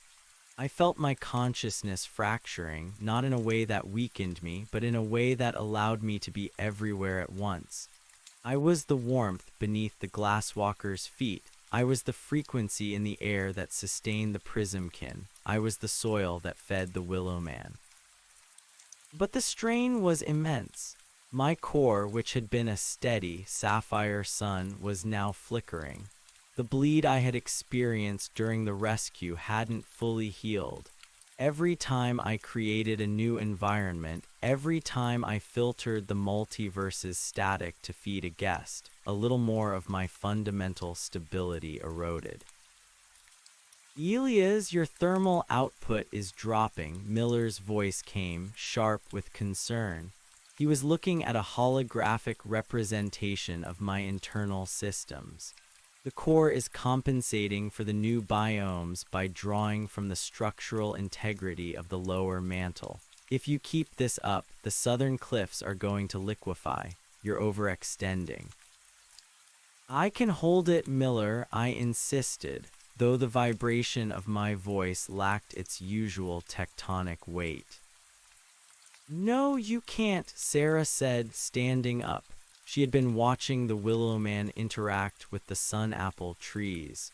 You're trying to be everything for everyone, Elias. You're acting like a god, but you're still the man who walked out of the low meadow. You have to let us help. You have to let them help. They are guests, Sarah. They are exhausted. They are survivors, she countered, and survivors want to work.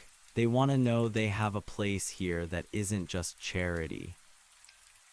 She walked over to the willow man. The creature towered over her, its luminous leaves brushing against her hair. She reached out and placed her hand on its bark-like skin. She didn't speak, she sang. It wasn't the song of the green this time. It was a simpler tune, a rhythmic invitation to participate. The willow man responded. Its leaves turned a deep, resonant gold. It began to sink its roots into my soil, not shallowly to feed, but deeply to support. I felt its consciousness merging with mine. It wasn't a takeover, it was a reinforcement. The willow man was a natural terraformer. It began to process the static in the air more efficiently than my obsidian prisms ever could, turning the raw chaos of the nothing into a stabilized, breathable atmosphere. My core stabilized. The flickering stopped. See, Sarah whispered, synthesis isn't just you carrying us, Elias. It's all of us carrying each other. One by one, the other guests began to contribute.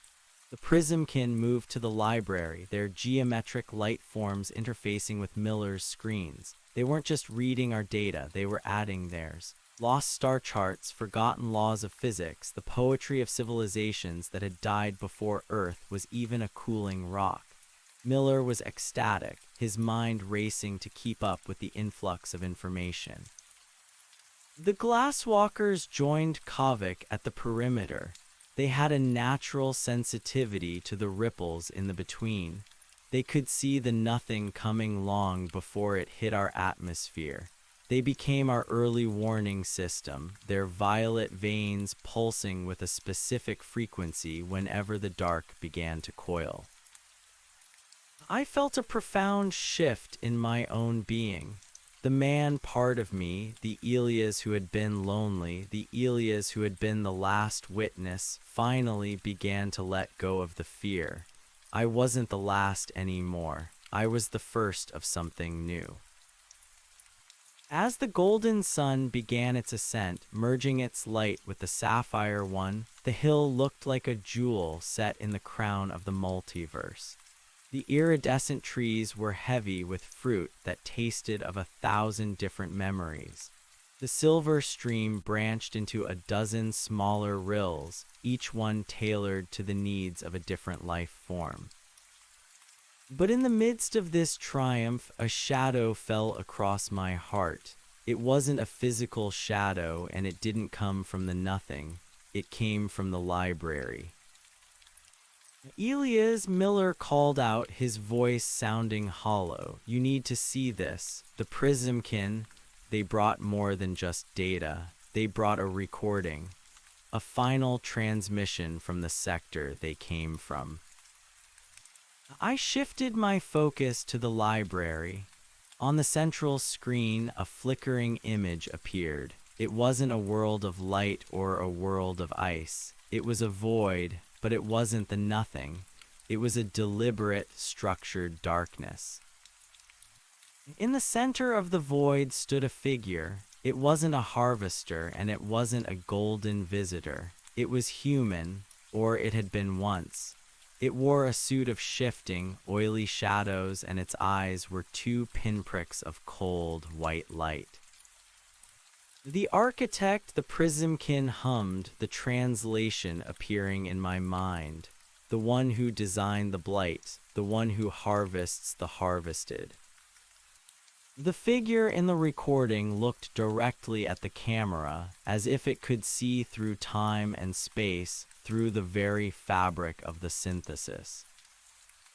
"You are growing," the figure said, its voice a rasping slide of metal on stone. "You are gathering the crumbs of the table. You think you are building a sanctuary, but you are only building a larder."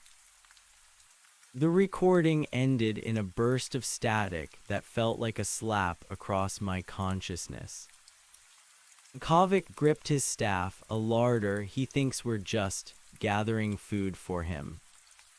"He's trying to provoke us," Sarah said, though her voice trembled. "He's trying to make us afraid to grow." "It's more than that," Miller said, his fingers trembling as he replayed the last few frames. "Look at the background. Behind him, those aren't stars. Those are other hills. Dozens of them, all of them dark, all of them harvested." The revelation hit me with the force of a tectonic shift. I wasn't the only one. There had been others, other men who had become mountains, other survivors who had tried to build a synthesis, and they had failed. Or rather, they had been allowed to succeed just long enough to collect the best of their worlds, only to be consumed when they were at their peak. The hill that grew overnight wasn't just a miracle. To the architect, it was a crop. I looked out at my planes, at the glasswalkers and the Prismkin and the Willow Man. I looked at Sarah's hopeful face and Kovic's stubborn stance. I felt the billion souls in my library, the ghosts of Earth who were finally starting to dream again. A cold, hard resolve crystallized in my core. If I was a crop, then I would be a crop with thorns. If I was a larder, I would be filled with poison for anyone who tried to taste me. "He's coming," I thought, the vibration of it shaking the very foundations of the hill. The architect. He's seen the light of the three suns. He's seen the bridge. "Then we get ready," Kovic said, his eyes turning toward the horizon where the gray thread had been. "We don't just build a home, we build a fortress." "No," Sarah said, her voice soft but iron strong. "We don't build a fortress. That's what the others did. That's how they became larders. They locked themselves in. They became stagnant. And stagnation is just another word for death." She looked up at the sky, at the vast, shimmering between. "We don't stop growing, Elias. We grow faster. We don't just wait for him to come to us. We find the other hills, the ones that are still fighting. the ones that haven't been harvested yet. We turn this synthesis into a network, a web. If one hill is a larder, 100 hills is an army. Miller looked at her, then at me. The energy requirements would be astronomical. We'd have to tap into the fundamental background radiation of the multiverse. We'd have to become a literal star. Then we become a star, I said, the thought blooming like a supernova in my mind. I felt the guests stirring. They had heard us. The prismkin began to glow with a fierce, blinding intensity. The willow man's roots pushed even deeper, seeking the very heart of my core. The glasswalkers stood tall, their violet veins turning into streaks of lightning. They weren't afraid. They had already lost everything once. They weren't about to lose it again. I reached out, not along a gray thread this time, but with a wide-beam broadcast. I didn't send a distress signal. I sent a declaration. I am Elias. I broadcasted into the void, my voice carried by the combined power of 3 suns and 1,000 souls. I am the hill that grew. I am the library of earth and the sanctuary of the between. To any who can hear me, the synthesis is open. The light is burning. Come to us and we will build a world that cannot be harvested. The nothing hissed in response. Far away in a pocket of structured darkness, I felt a cold gaze turn toward us. The architect had heard. But I also felt something else, a faint, distant resonance, a pulse that matched Kavik's rhythm, then another and another. They were out there, small, flickering lights in the dark, the other hills. They're answering, Miller whispered, his screens lighting up with a dozen new frequencies. Elias, they're answering. I felt a surge of power unlike anything I had ever known. It wasn't just my power anymore. It was the collective will of a multiverse that refused to be silenced.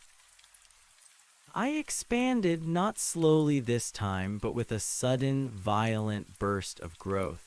My cliffs shot upward, reaching for the stars. My plains widened, carving out new space in the void. My atmosphere thickened, turning into a shimmering shield of gold and sapphire. The transition was over. The war had begun. I looked at my 3 humans, my heart, my mind, and my shield. They stood together on the summit, watching the horizon. Part 15, Miller muttered, a small, grim smile on his face. The part where the hill stops being a hill and starts being a sun. No, Miller, I corrected him, my voice a roar of light. The part where the sun starts being a sword. The golden visitor had said the hill grew because it had a reason to. Now I had the best reason of all. I wasn't just protecting a memory. I was fighting for a future. And as the first of the distant hills connected its light to ours, creating a bridge that stretched across the entire sector, I knew that the architect had made a mistake. He thought he was dealing with a mountain. He didn't realize he was dealing with a man who had nothing left to lose and a world that had everything to gain. The morning was over. The day of the synthesis had arrived, and it was going to be long and bright and terrible for anyone who tried to put it out. The connection didn't feel like a radio signal or a laser burst. It felt like a phantom limb suddenly finding its sensation. Far across the churning static of the nothing, a spark ignited. Then another, smaller and more recessed, like a candle fighting a hurricane. I felt the specific, granular texture of their existence. One was a floating archipelago of obsidian shards, another a subterranean hive humming with the frequency of a dying star.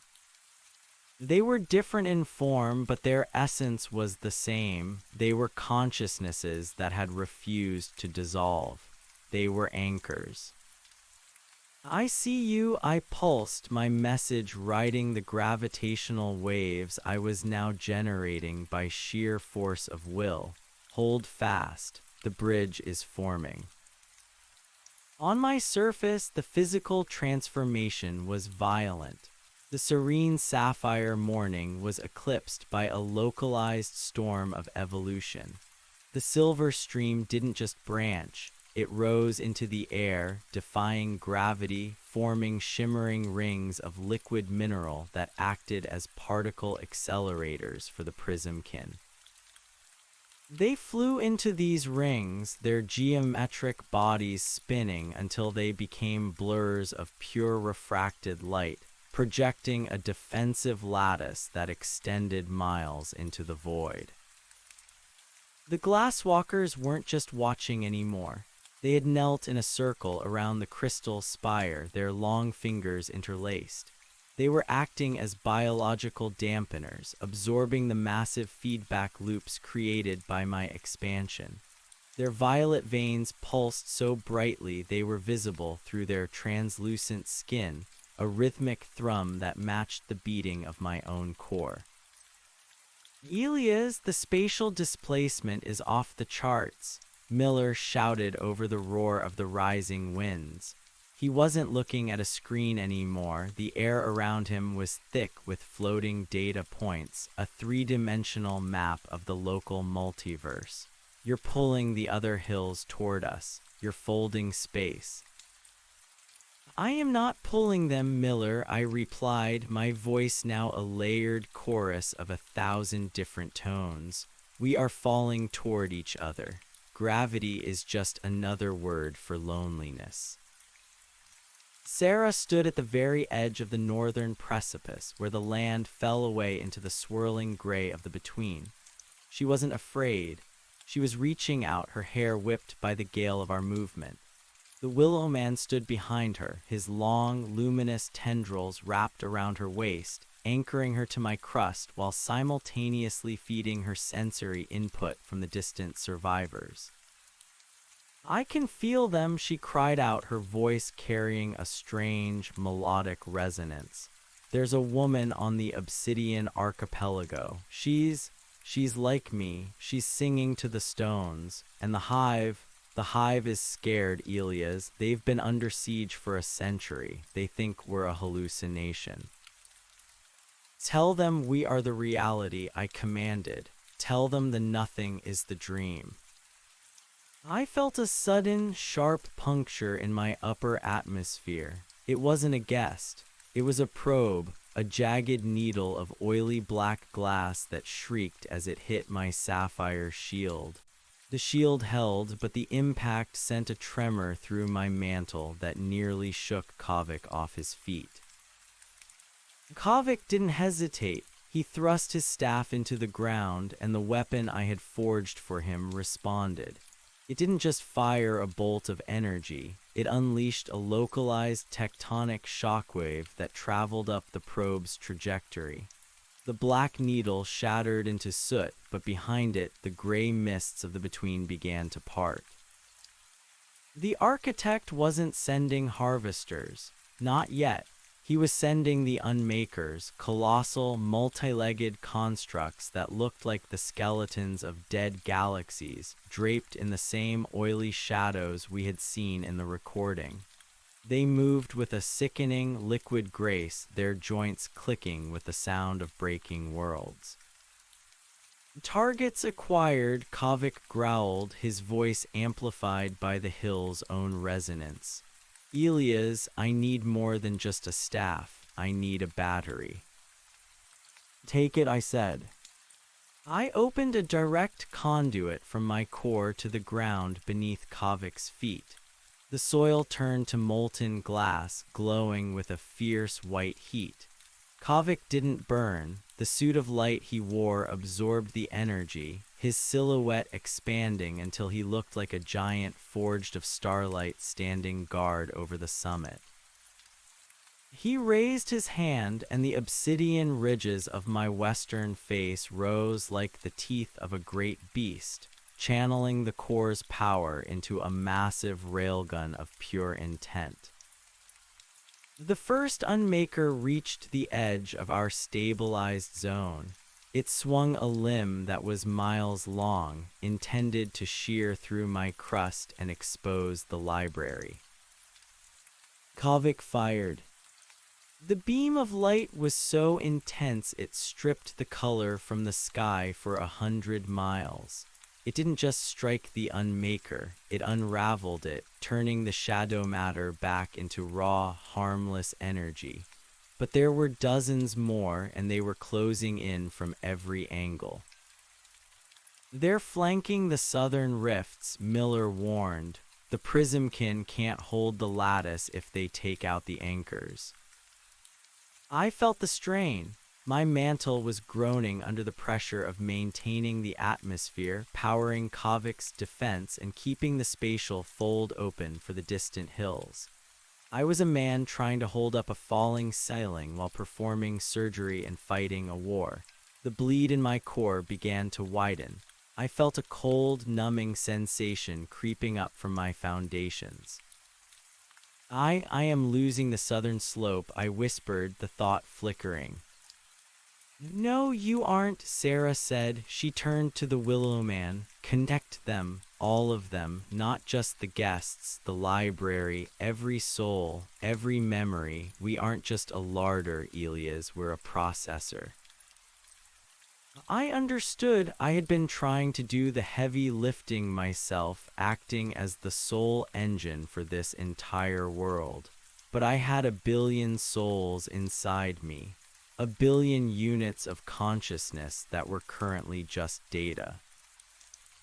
Sarah, that's dangerous, if their minds are exposed to the architect's static. They're already dead, Elias. They want to live again. Give them a purpose. I took a breath, a metaphorical intake of the multiverse's energy, and I opened the gates. I didn't just read the library, I inhabited it. I let the 1 billion souls of Earth flow out of the crystal spire and into the very soil, the trees, and the air. I gave them bodies made of light and mineral. The hill was no longer just inhabited. It was alive in a way that transcended biology. A Victorian schoolteacher became a censor in the northern mists. A 21st century engineer became a stabilizer for the silver stream. A legion of ancient soldiers became the reinforcement for my shifting tectonic plates. The hill didn't just grow, it hummed with the collective IQ of an entire species. The efficiency of my systems increased by 10,000%. The bleed in my core didn't just stop, it was healed by 1 billion tiny hands of thought. The southern slope didn't liquefy. It hardened into a crystalline fortress, manned by the ghosts of architects who had once built cathedrals. The unmakers hit the shield and were met not by a wall of force, but by a complex, adaptive counterfrequency that turned their own momentum against them. We have a lock, Miller shouted, his voice triumphant. The Obsidian Archipelago is in range, establishing the bridge. Now. A beam of dark, sparking light shot out from our eastern ridge, piercing the gray void. It connected with a similar beam from the distance. For a second, the two worlds jerked toward each other, then stabilized, linked by a highway of solid light. Figures began to cross, not refugees, but reinforcements. The people of the archipelago were masters of gravity. They didn't walk, they drifted, bringing with them massive shards of obsidian that they immediately began to integrate into my defense perimeter. Welcome, I pulsed. The woman Sarah had sensed, the singer of stones, floated toward the summit. She looked human, but her skin was the color of a bruised sunset and her hair was made of fine metallic wires. She landed next to Sarah and took her hand. "The architect has many larders," the singer said, her voice a chorus of stones grinding together. "But he has never seen a forest that hunts back." Together, the two women began to sing. The sound wasn't just a melody, it was a blueprint. I felt my own structure changing again, following their lead. I wasn't just a hill anymore. I was becoming a hub, a central nervous system for a new kind of civilization. But the architect was not finished. The gray mists of the between didn't just part this time, they dissolved entirely, revealing the true scale of the enemy. A great harvester, a ship the size of a moon, constructed from the husks of 1,000 conquered worlds, loomed above us. It didn't fire weapons. It simply existed, its sheer mass threatening to crush our localized reality by gravitational pressure alone. At its prow stood the figure from the recording, the architect. He wasn't a hologram now. He was a physical presence, a hole in the universe that drank the light of our three suns. "You have gathered much," the architect's voice echoed, not through the air, but directly in the minds of everyone on the hill. It was a cold, heavy weight that made the glass walkers wince and the prismkin flicker. "The harvest will be bountiful. You have saved me the trouble of seeking these remnants out individually." He raised a hand, and the great harvester began to descend. "Kavik," I roared. "I see him," Kavik replied, his voice strained. He was glowing so brightly he was barely recognizable as human. "But Elias, I can't pierce that hull. It's made of the same stuff as the nothing. It just absorbs everything I throw at it." "Then don't throw energy," Miller said, his fingers flying across his interfaces. "Throw history. Elias, the library. It's not just data, it's entropy. All those stories, all those finished lives, they have a weight. If we can compress the collective memory of Earth into a single point of conceptual mass." "You want me to use my own soul as a bullet?" I asked.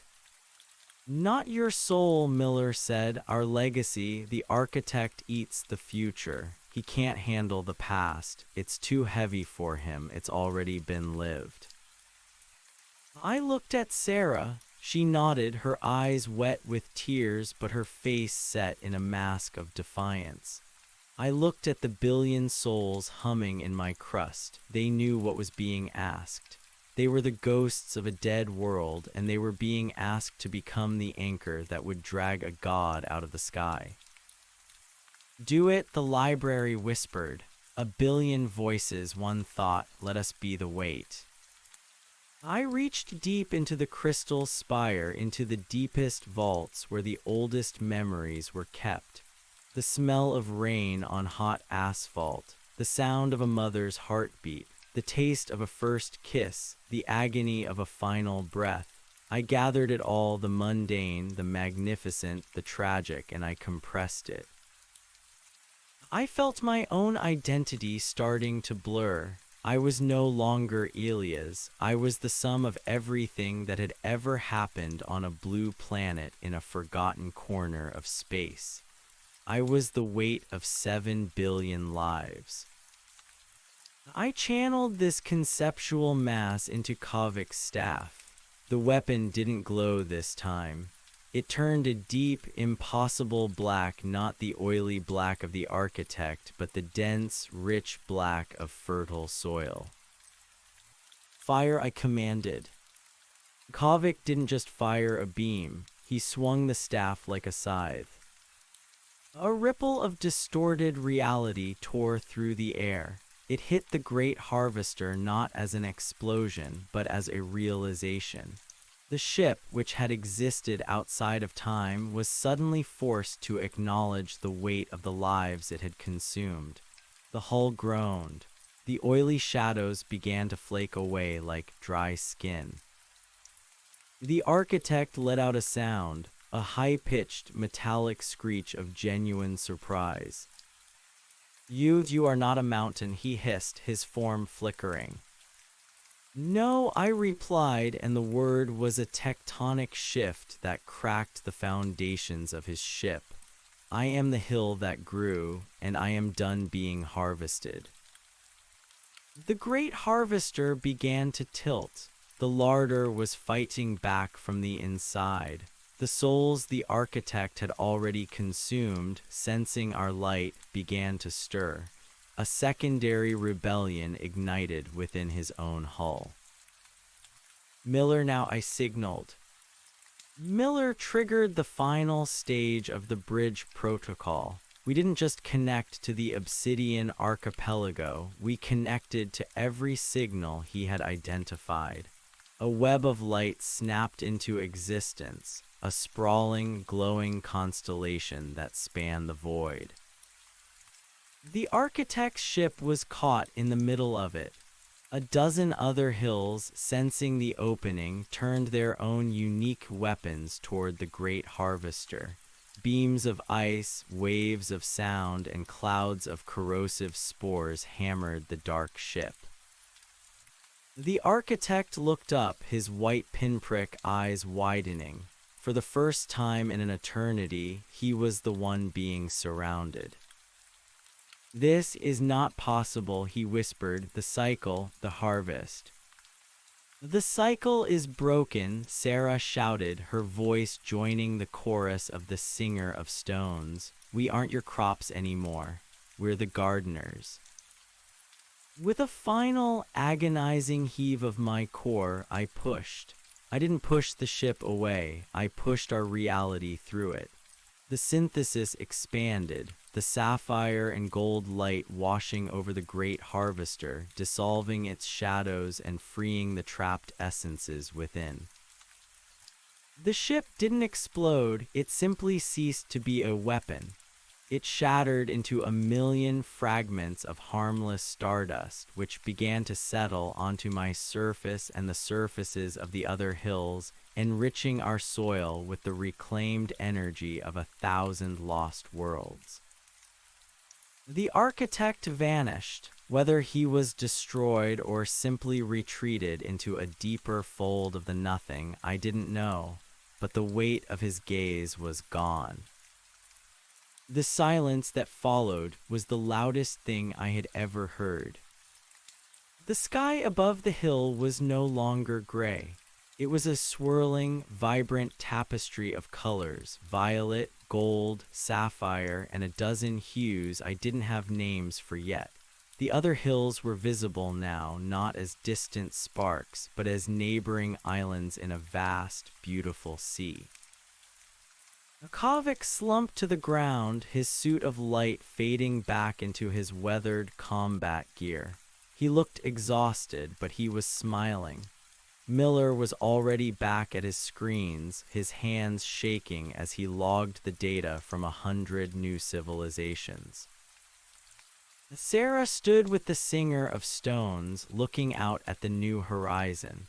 The willow man had begun to sprout new leaves, leaves that were the color of a clear earth sky.